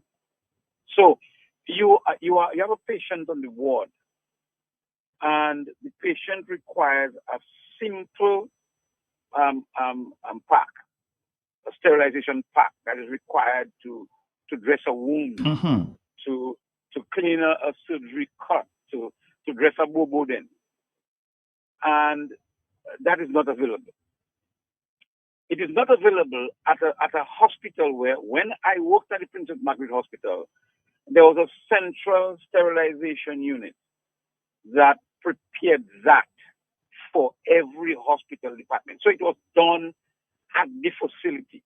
Now you are on the ward and you need that, and a doctor and nurse cannot find one for you, right? And you have that extending to a lot of very critical things that are needed. So that can frustrate people, but that is not the only cause of the human resource deficiencies at the hospital. If you ask me, the major cause is Labour Party policy principle with managing people and managing staff and managing the country. Everything is politicized. So it's politicized down there. Let me tell you what my experience was, man. I went to the hospital. You know, my brother was there. And they required something. And again, it was the same sterilization pack. And we said, myself and my nephew calmly said to the doctor, that's okay, just tell us where we can find it. We'll get it. A young nurse, right, says, well, you should not tell them that because they will go and say the hospital haven't got. And I'm not telling what somebody said. I'm telling what is said in my presence. They will go and say that the hospital haven't got that. Now, I have a patient on the ward. Remember that, eh? And my primary interest is the good of the patient, right? But you get that response. That response comes from what? That response comes from somebody who feels that they're politically charged. It has nothing to do with the lack of the stuff. It just comes from somebody who's politically charged to represent the Dominican Labour Party in office. To say, don't tell them, because they will tell somebody else that the hospital haven't got it. It will make the government look bad. Give me another case. So that's one case. It is apparent, and I have evidence to point to that. Several people go into the hospital, right? They have absolutely no symptoms, none of sores. They go to the hospital, they get bedridden for a couple of weeks, and they get out of the hospital with bed sores. Plenty people will tell you that they have had to treat these bed sores of their patients. Those who were fortunate enough to get out of the hospital alive, they have to treat these bed sores at home. Now, my understanding, like I said, I keep saying to people, I worked at Central Medical Stores for a few years. My understanding is nobody must get bed sores at the hospital. It is dereliction of duty for a patient to get bed sores at a hospital, because it means simply, Matt, that the patient is not receiving adequate care, turn them here, the place where they have been lying down, or get a crate for somebody you know that can't move. A hospital must have at least a few crates at the ICU, for example. Because if you take a patient to the ICU, it means that they are severely debilitated, and they will require something like that to prevent them from getting so. Ask the hospital if they have, and if they have, how many do they have to prevent that, right? So you have the issue that the human resource is not putting out their best, because the working environment is at the worst that it could ever be. And I submit to you, Mark, that among all the other things that I happen to know, I wrote a letter, I wrote a 4-page letter to the hospital a couple of years ago, complaining about what happened with a nurse on the ward. They investigated, found out who the nurse was. The nurse is still working as a caregiver. It's somebody that should be taken off and bring to the ministry as a secretary somewhere. He's still working as a caregiver. The system is sick. And unless you remove the people who are responsible for the principles in the system, it will remain like that, Matt, if you ask me. You want to change? That would change the people that's heading the principle of the system. So it's not changing the dominoes on the same table, Matt. Mm-hmm. It is shuffling the whole game. The whole game needs to be reshuffled and to start again. And the issues are, many people call you and tell you about the issues. The issues are plenty. I am now dealing with a matter with my brother who was at the hospital, and I am my feeling is that I will take it to the court, because my brother went to hospital for one thing and died out of something that's completely unreal. My brother died out of septic shock. Mm-hmm. I had a nurse here who came down here to help train, and she was refused, right? And she's a specialist in the management of sepsis. My brother died out of septic shock. Nothing close to what he had. Absolutely nothing close to what he had. And people like me who pain over those things that certain people wanted to gloss over, just forget it. It is causing many other people to end up in the same place. So is there a problem at the China Friendship Hospital? Big problems. Can Kenneth Daru solve the problems at the Princess Margaret Hospital? I dare you, even if he wanted to, he can't. Even if he wanted to, and that's my friend, Kenneth Daru is my friend, even if he wanted to, he cannot. Because there are people who have their links everywhere else politically, and once they get there, it weakens the arms and the hands of anybody in serious management. That is a Dominica problem today, and Dominicans need to recognize that and do something about it. The same way you send a letter to the ministry, Mark, to any ministry, for example. Once they see who signed the letter, I am of the view that the letter falls into a trash bin. I'm representing a young church, and we've been requesting a license for a year and a half. A year and a half. And FSU don't know where it is. The police, no, you have to get, the CID have to do intelligence on a church now before they can open a bank account. FSU don't know where it is. The police tells me it went back to the minister. Some people tell me it's on Blackmore's desk. And it's everywhere for a year and a half. A and year. You know why I believe that is so much? Because I happen to be the church. I happen to be the person that the church reports to. Tell me what that is. It's a sickening political environment that Dominicans have to rise up to deal with, man. It is a cancer in the entire country across the board. It is reflecting heavier at the Dominican China Friendship Hospital, because that is supposed to be a place of care. Now, there are some great nurses. Kenneth Daru have a sister there. She's a darling of a nurse. There are nurses at the ward that are, and I can't mention all of them, that are darling of nurses. There are some great doctors. but they are all working in a rotten system.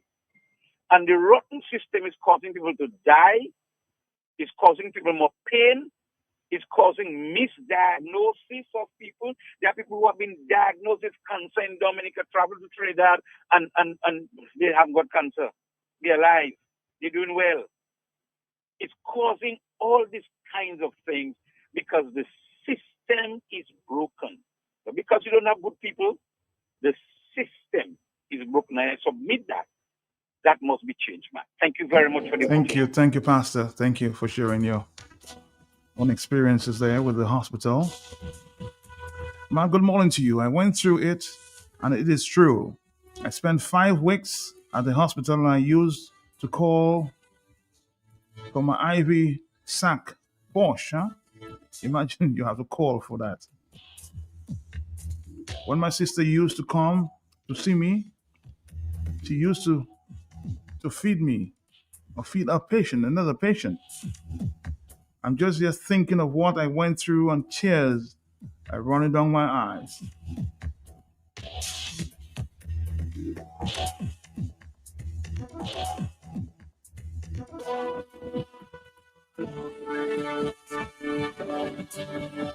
Man, the criticisms of the nurses at the hospital are right on point.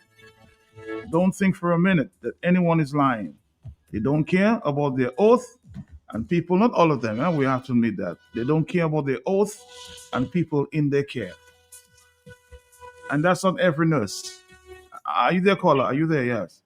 Hi, greetings, Matt. How are you and your listenership? My brother, Dr. Pascal, how are you? You good? All right, everything blessed. I just was fortunate enough to hear Pastor Randy Rodney. And I endorse practically most of what he said. But he said Dominicans need to do something about it. What he didn't say is what they can do about it. So I'd like to add my little piece and say what Dominicans who are concerned about this can do about this is to start by going and make sure they confirm to vote in the elections. Okay? Okay. So that my contribution is that that's what Dominicans can do about this. Dominicans are saying they're fed up, they're not going to confirm, they're not voting anymore, and all of that, not realizing the only thing they can do about the situation that Pastor Randy just described is to confirm or register to vote and go and vote these people out. All right? All right. Thank you, Dr. Pascal. That's his contribution. Go confirm and vote these people out. That's the only way it's going to change in Dominica, according to Dr. Pascal.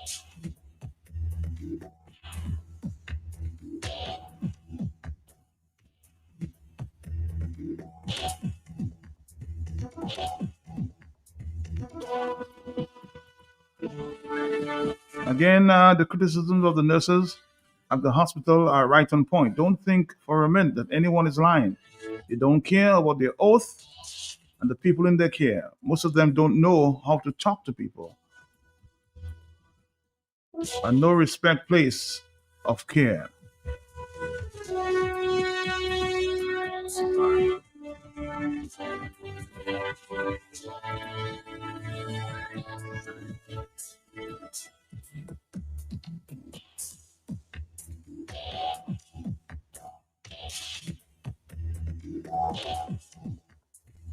I love our WhatsApp messages there. Matt, I have come to the conclusion that my people complain too much about issues that they can change. Some people want change and they're not willing to stand and take the necessary steps to bring about that change. More telephone calls. It's 10:16. Are you there, caller? Yes. But I just have to call after that man that just stopped there, but I will see what I have to say. But a lot of these wards and whatever, all of them on the NEP and all of them are politically appointed, them young nurses. But maybe we're eating each other for real, maybe a salami, a sausage, hot dog, sausage, corned beef, we don't know what we're eating. So we have been dehumanized. But Matt, is by any means necessary. These people need to be removed from there. I do not think we have the luxury of voting them out anyway. Thank you. All right, thank you. 44930959697. Hello, talk to me. 1 second. Yes, are you? Yes. Yes, sir. I'm there with you, Matt. Good morning, Matt. Morning to you, my brother. How you doing? I am good. I listened to Pastor Rodney, Matt, and I condole with him, but I want to say to him, welcome to the club. In 2021, my mother was taken to the hospital, and she was just for a breathing problem, a little problem. She was old, she was bedridden. And 1 week after she was in hospital, we got a call that she had COVID. She contracted COVID in the hospital where she should have been the safest. Okay? And she was taken and sent into a COVID center where she was not going to get the care that she deserved. My sisters and them begged with the hospital administration about say, okay, this COVID, don't worry, we're all willing to die. Give us our mother, we'll take care of her because she needs 24 hours care. And they denied us that opportunity. And I always say they killed her in hospital. Okay? But not irrespective what problem we have in Dominica, those are small. The problems are going to get worse. Because it seems like our Prime Minister is determined to take in TCN, that is third country nationals, without telling us what the deal is and without having all the infrastructure in place. We are already suffering like that with poor health services, and he's determined to compound it by taking more people. What do we expect to happen? Has anyone seen that deal that he signed with the Americans? He spoke about receiving the names. How do we know who they are? What are the situations? Why the Americans want them out?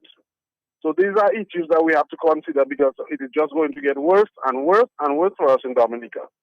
Have a good day, Matt. Good morning to you, Matt. It's really sad regarding what's going on at the hospital. Patients don't know who are nurses or doctors. They come, they don't say their name or what they're doing. The patient has to keep asking questions. Imagine a nurse asking a patient if they did a test, which can only be done at Medicus. The patient then says, the first time I'm hearing about this test, the nurses said or say they should have been done days ago, which makes the patients worse. When the patient is being discharged, they give them medication with another patient's name. Thank God the patient realized when he took it home, before they took their meds home. On the telephone, hello, talk to me. Yes. Good morning. Good morning, Matt. How are you doing? This is Ati, Matt. Hey, Athi, how you doing? Athi. I'm well. You know, how are you keeping? I just wanted to add a couple comments to the issues this morning, but Okay. in a more generic way. All right. We've been focused on the healthcare department, Mm-hmm. but you know that tragedy impacts almost every single department and ministry. And Randy is right when he says it's a management problem.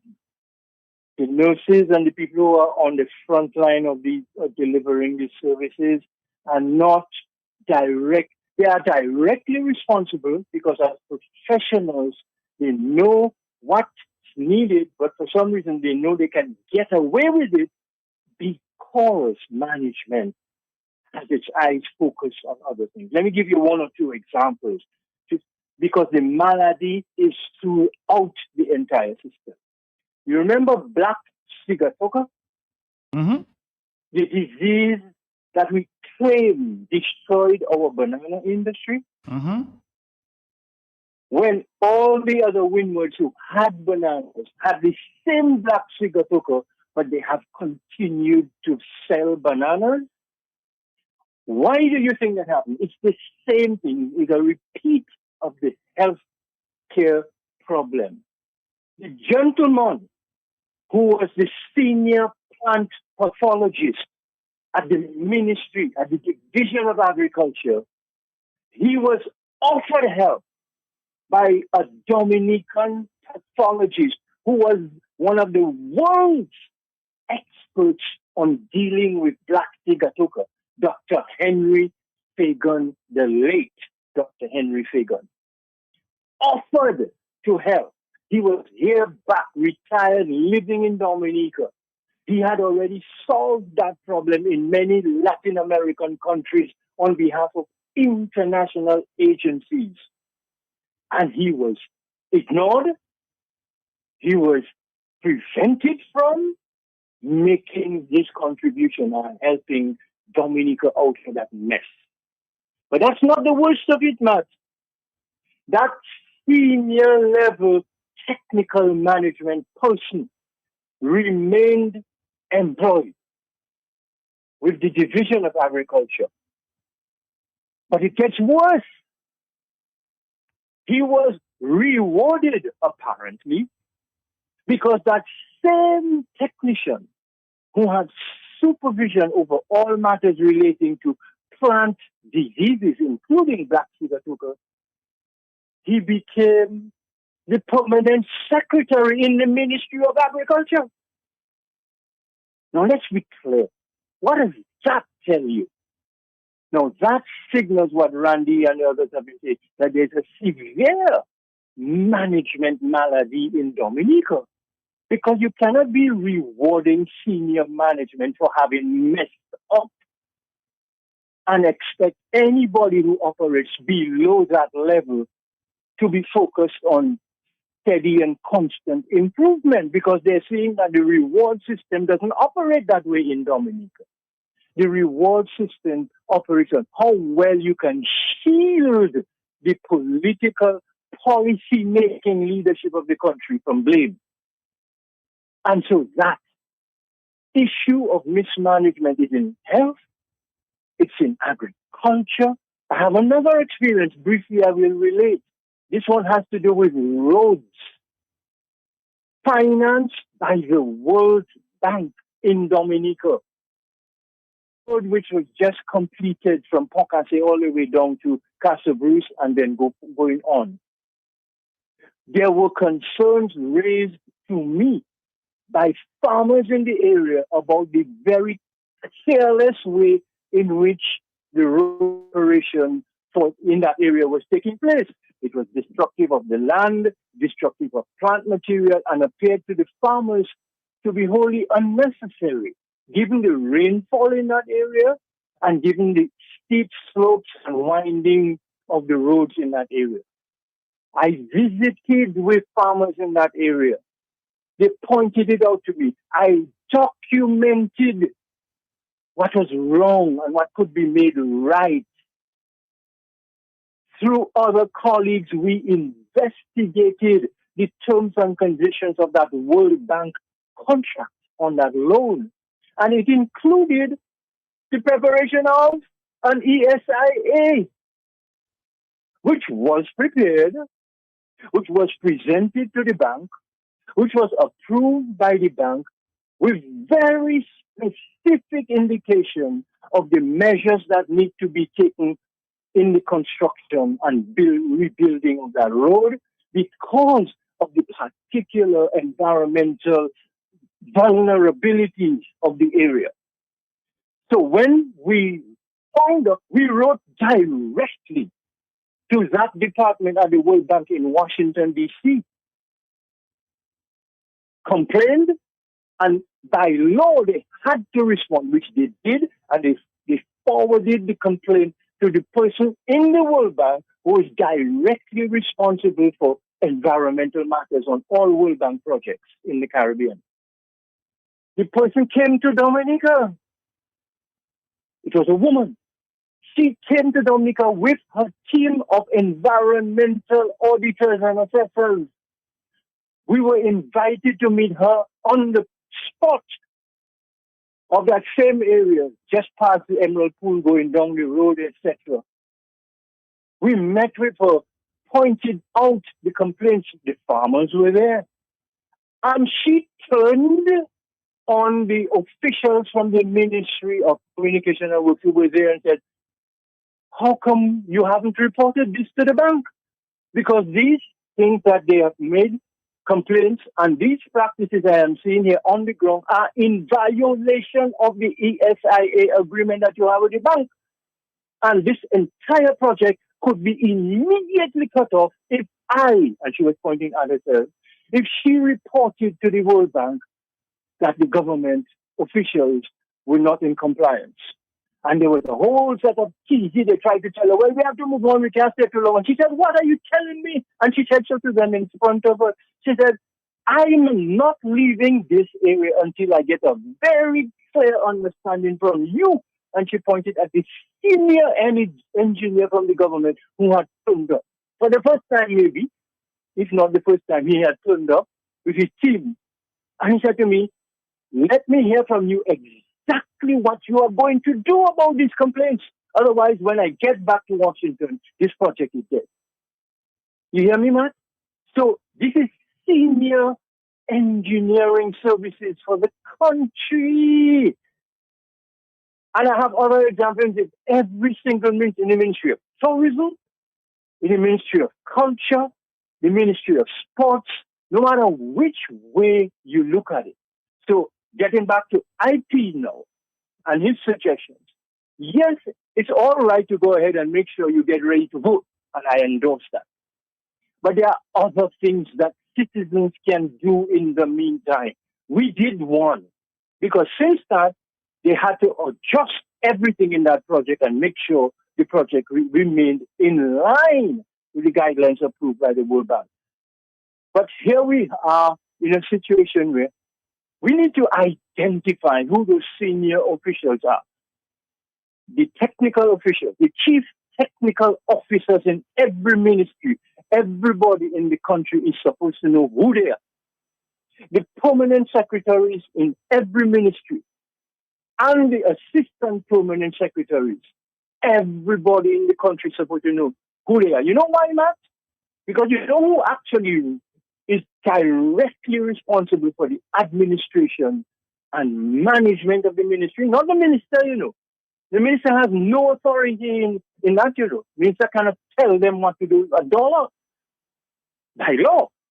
But politically, the minister interferes, and those senior officials who are on contract to the rest of us fail to do their duty and actually bow down and kiss the behind of policymakers when they know that that is wrong.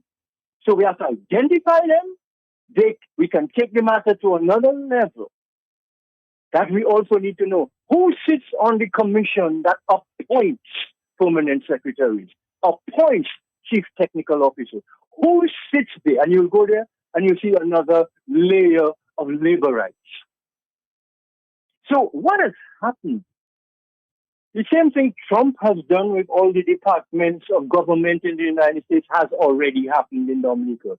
There's been a complete takeover, a complete rollover, a complete removal of any connection with authority in law, in constitution, and the duties of public officers. And in that regard, I want to mention the Public Service Union has a responsibility too.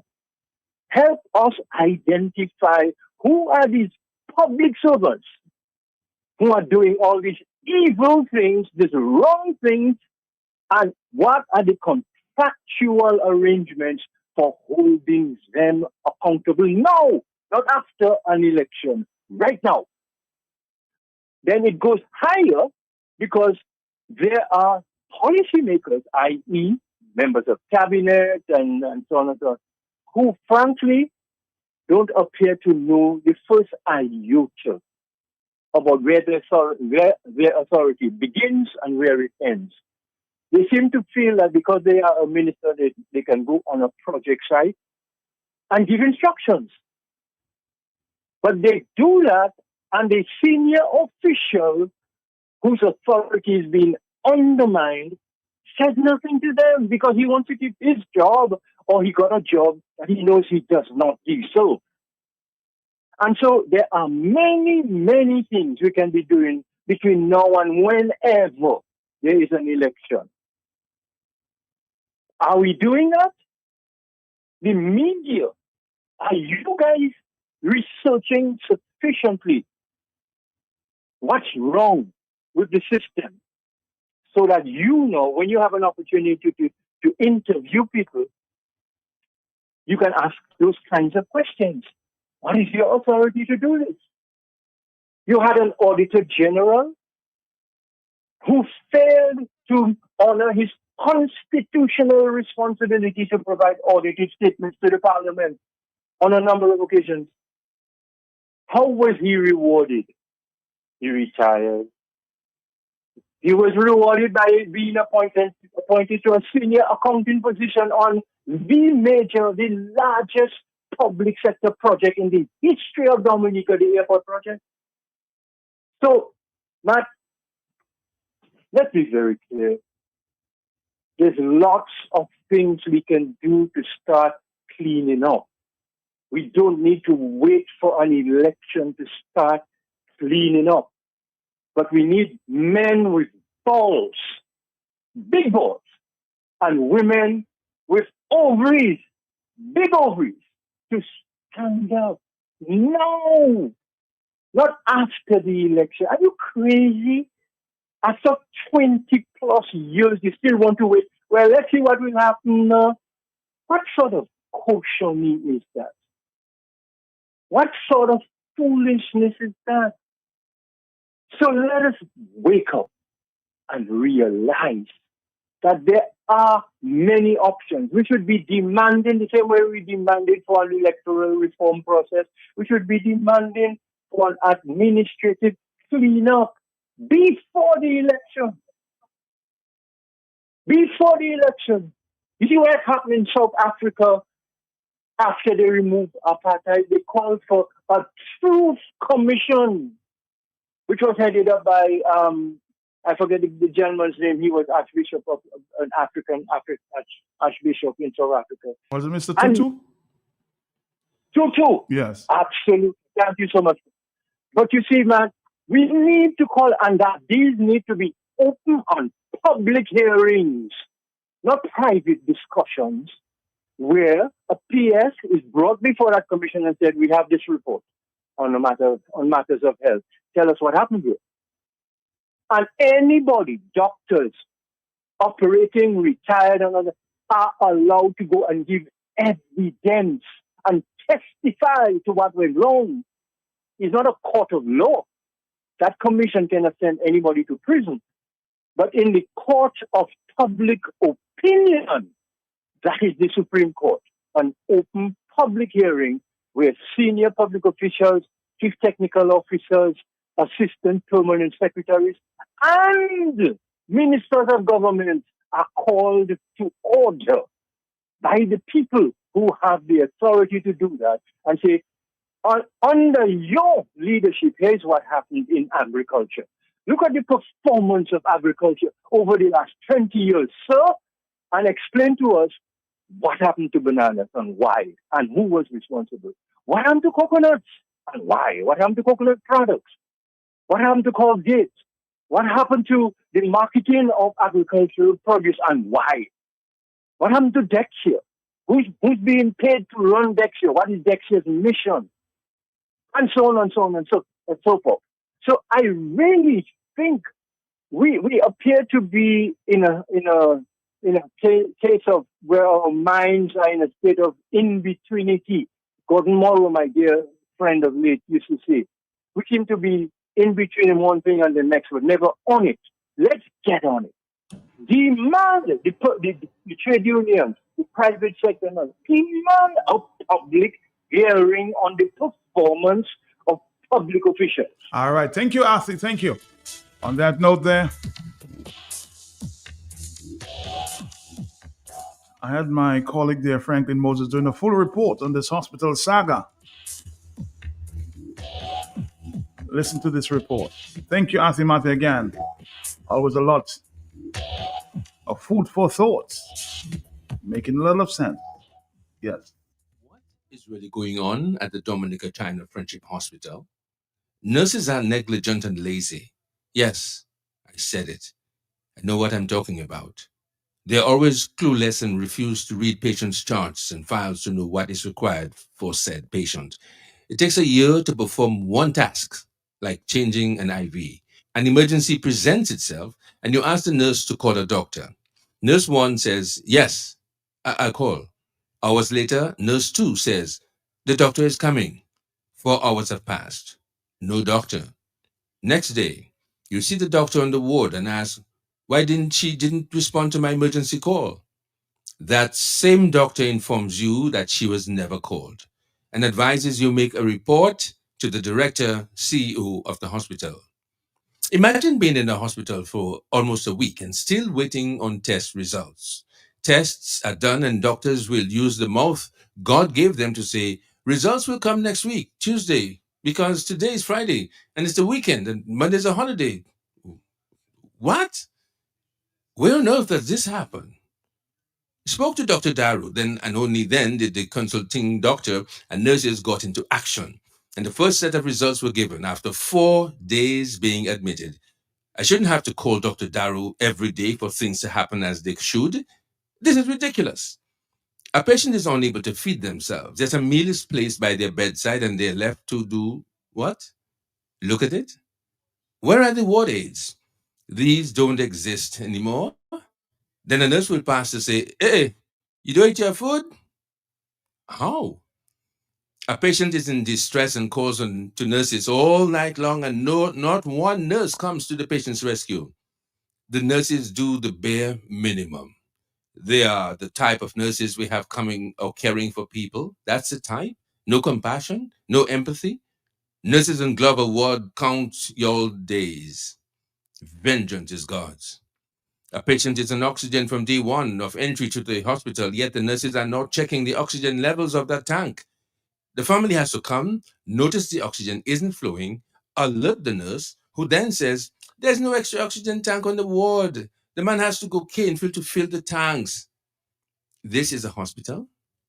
Now you get the family demands on immediate fix and there's a scramble to get a small electrical one to fill in the gap until the man comes from Canefield with the filled tanks. Make it make sense. What if the patient had extreme difficult breathing? The commute from Goodwill to Canefield alone is too much of a waiting time. Furthermore, to add the time it takes to fill up the tank, then the commute back to Goodwill. As a flipping hospital with sick people? Doctors are off on weekends, every weekend, and only the nurses are present on the ward.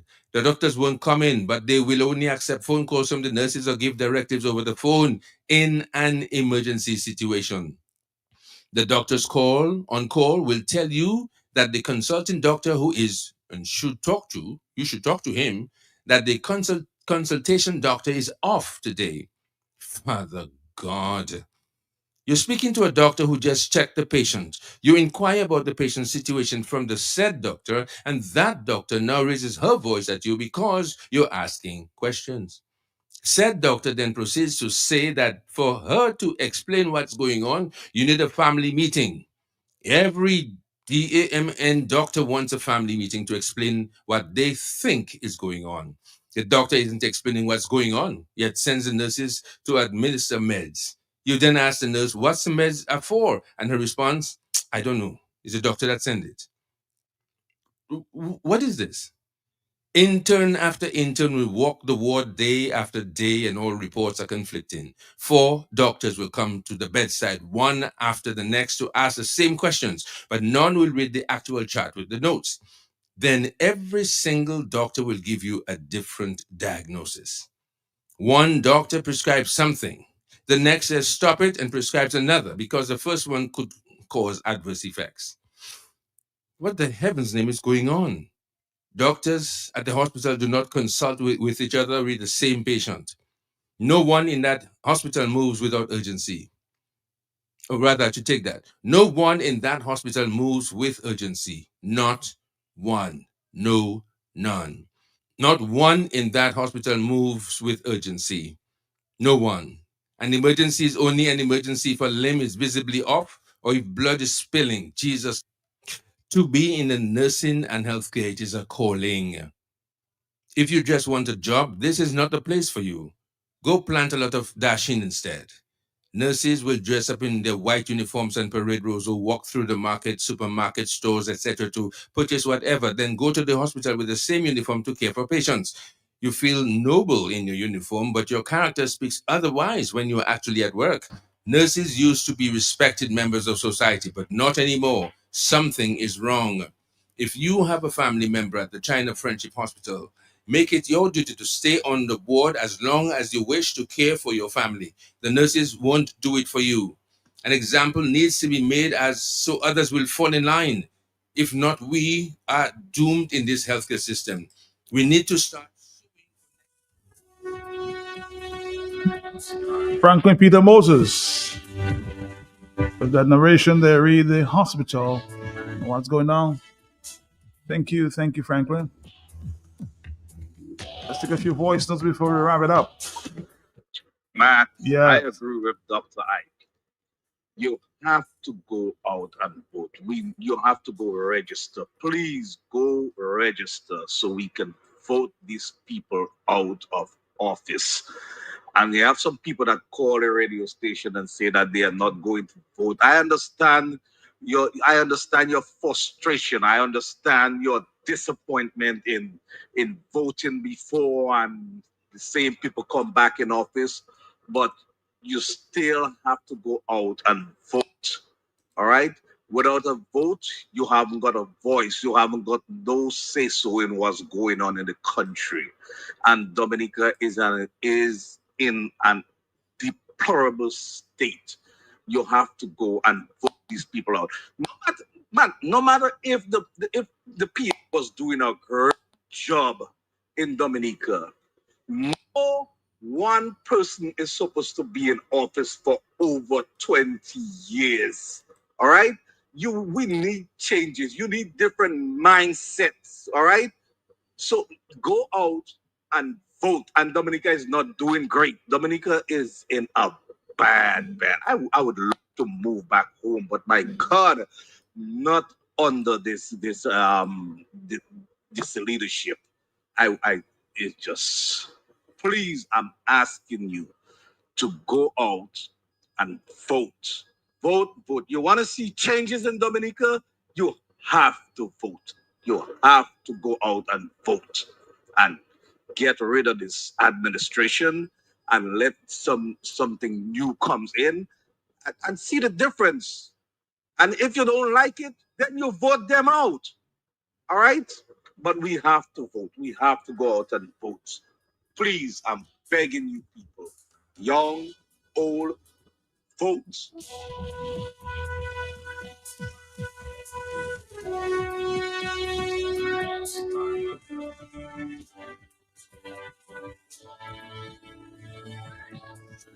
My story is that I am happy to be alive after doing my surgery a few years ago at that hospital.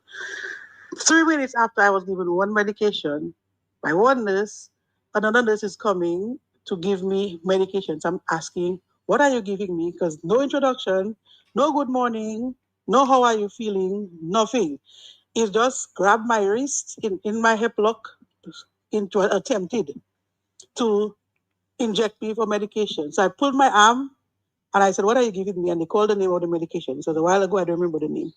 I said, but I got that 3 minutes or 4 minutes ago. He said, no. I said, no, just read my chart. I got that medication 3 or 4 minutes ago. And then she, but for true. And then she walks away. And it happened 3 times. So on the 3rd time, when 2 nurses tried to give me the same medication within 5-6 minutes of each other, I said, okay, I need a list of all the medications I have to take and how often I have to take them. And when is the time I will call you because you all tried to kill me. Okay? Set that aside. I was supposed to have my surgery at, around 8 o'clock, from 8 o'clock to, all right? So I expected to have a good night's rest. The lights went out at 2 a.m. and they came back on at 4 a.m. So that's the amount of sleep I got. And when the lights came back on, the TV is right over my head. The nurse puts on the TV loud so that she can sing along while she is washing the patients at 4 o'clock in the morning.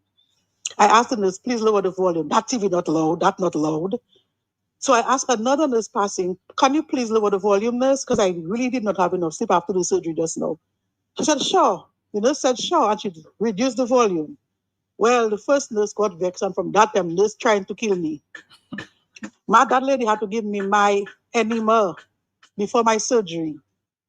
And the more I told that nurse to stop, I can't take more. Stop, nurse, stop. And nurse is squeezing from that bag, from that douche bag. Squeezing, and I'm bawling, nurse stop. And how the nurse stop is when I push my fingernail into her tendons on her wrist. I held her wrist and I was squeezing. And then she started to bawl, no, stop. So I said, so no, you know what stop means? And I had to rush to the bathroom mat. But and from that time, that nurses were after me. I had my surgery. I am lying on my bed. And the nurse is crashing her cot into the iron bed I'm sleeping on, banging it, until a next patient, after I had major surgery in my mat, okay? The patient next to me saying, why are you doing that? The woman is sleeping. She just had surgery. She did not do anything to you. That's what you're doing, crashing your cat into her bed. All you must know those kind of things. Matt, I have a lot of stories I could tell. For time's sake, I will stop. But my story is a horror story. Very few nurses are nice. Yes, they are nice, but they're very few and far between. Okay, the worst demons are running around the hospital. Matt, I am not ashamed to say because I went through it. Okay? Those people they have no conscience. They have no heart. And before they have to see God's face, they have to ask repentance, like all of us. At least that's your testimony, and you just admitted there. Not all, huh? Not all. There's some beautiful nurses out there, some hard-working nurses.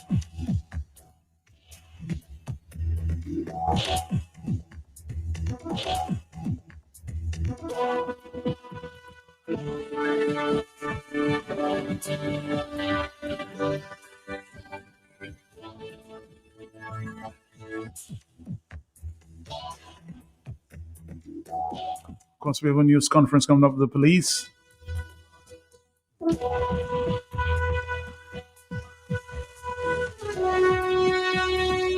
And I'm sure we'll share some of what took place at the news conference. Remember the fire last weekend? Do they have somebody in custody? They said of a murder in Portsmouth. They heard of a suicide on the weekend. A few things to report on. Let's take a phone call. Are you there, caller? And we may have to continue. Are you there, caller? Yes. Morning, Matt. Morning to you. Hi, Matt. Let me tell you, I have met some very nice nurses. I just want to shout out Dr. Moise. Okay. Matt, you see that young man? That man, I cannot say anything bad about him. And it's not because he goes and he treats me. Not the man will assess who is critically ill, who is this, who is that, at the casualty department. Hats off to Dr. Moise. Continue doing the good work you're doing. Hats off to Sister Francis. Hats off to Sister Matthew, Sister John, Nurse Kanika Shillingford. I want to big up all nurses. Nurse Candia John.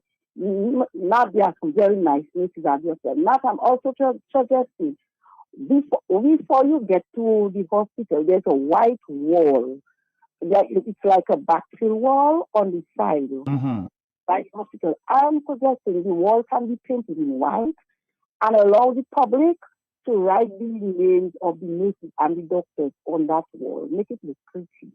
Color it up nicely, and then the step before you kind of put it into the parking lot, there's this piece of wall right there.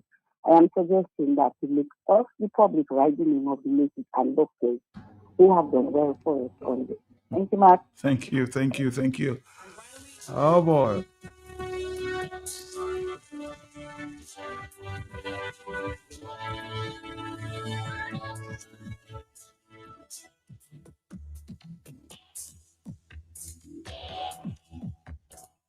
Somebody says, Matt, after 21 years as a nurse, I had to leave when I saw the shit that's happening in our health care system. On the telephone, hello, talk to me. Yes. Good morning to you, Mr. Pelty. Fireman touching this. How are you doing, Mr. Pelty? I'm hanging in there, brother. How you doing? No, I'm listening carefully, Mr. Pelty, to everybody give me a little voice, but you know that little country called Dominica, which I call it Rivernica, that is my country. Nobody can tell me I travel. I go all over, I see what's happening in the world. Now, Mr. Pelty, I have two bodies, an acidic body and an alkaline body. Now, Mr. Pelty, no, we don't realize all of a sudden right now in our life, if 20 people die, 15 die in this cancer, right? I don't have the stats on that. But I telling you, even foreign, I watching for myself, I thinking and analyzing for myself, right? No, I don't know if it's the problem, is it the doctors and them, or is the cancer. Well, I find to myself, for so long, how much people die with cancer, right? Everybody talking. We have millions or thousands of scientists. Up to now, the same problem yesterday, we have the same problem today. No. Going to the hospital, Mr. Pelty. We have a good hospital. I hear everybody speaking about the hospital, right? What problem I have right now. Mr. Pelty, right now, you're managing where you be there as a manager, right? You have to do what you have to do. You have to respect us and respect every plan them same way. No matter whatsoever political party or whatsoever church you're going to or whatsoever you be. Anytime human being come, you have to do as a teacher and this, you have to respect that. Now, I ain't everybody saying a holy thing, even Mr. Afi Mate. I remember once upon a time, he was the Minister of Agriculture. And I don't see him do nothing, but I find right now you're not doing nothing. You have a whole heap of plan now, whole heap of project. My Lord, catch yourself. And the fire not Mr. Pelty now. When I'll never government come in power, only hot people are working in the hospital. What are they going to do? They're going to fire them and bring a new set of people. Mr. Pelty, this is a great country. I love my country. And we are one of the best leaders in the Caribbean. All right, my brother. Now keep loving your country and keep loving your leader, huh? Okay, River Nika. Great comments from Arthi. What to replay in the future. Some people say we have a great hospital, a great building, but not a hospital.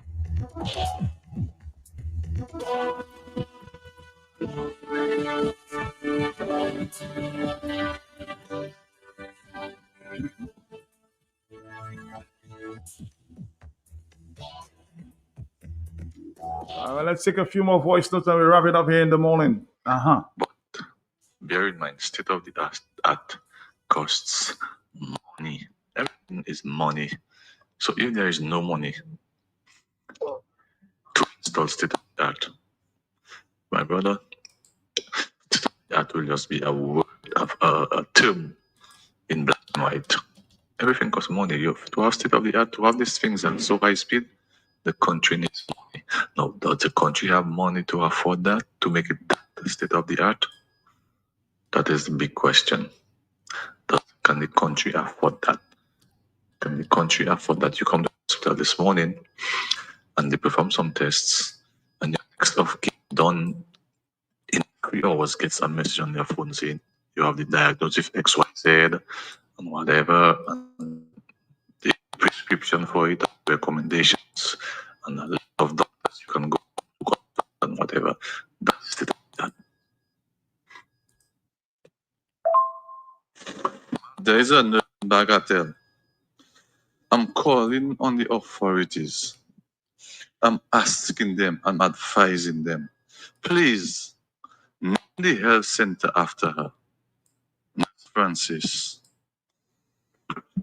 All right, Dominica, 449-3095. Let's see if we can take a few calls before we wrap it up here. I have to get to the news conference in short time. Are you there, caller? Yes, let's take a phone call. Yes, our final for the morning. Are you there, caller? Yes, madam, yes. Okay. What is the connection between the government, the hospital, Lafayette, and what they call in the other one, medical? Because it looks like everything that has to be done right now at the hospital has to go through Lafayette and medicals. When we have a lab in the hospital that was capable of doing everything, what the hell is going on? Ask that question for me, please. We need to know what is the connection. People have to pay whole lot of money to Lafayette, whole lot of money to medicals to get the same things that could be happening in the hospital. The big, nice hospital we have there. Why is it being done in the other places? What is the connection? What deal they have? I'm asking that question. I'm not lawyer. Bye-bye. All right, Dominica, we've got to go. We've got to go. I'll be back at 1 o'clock hour. In the meantime,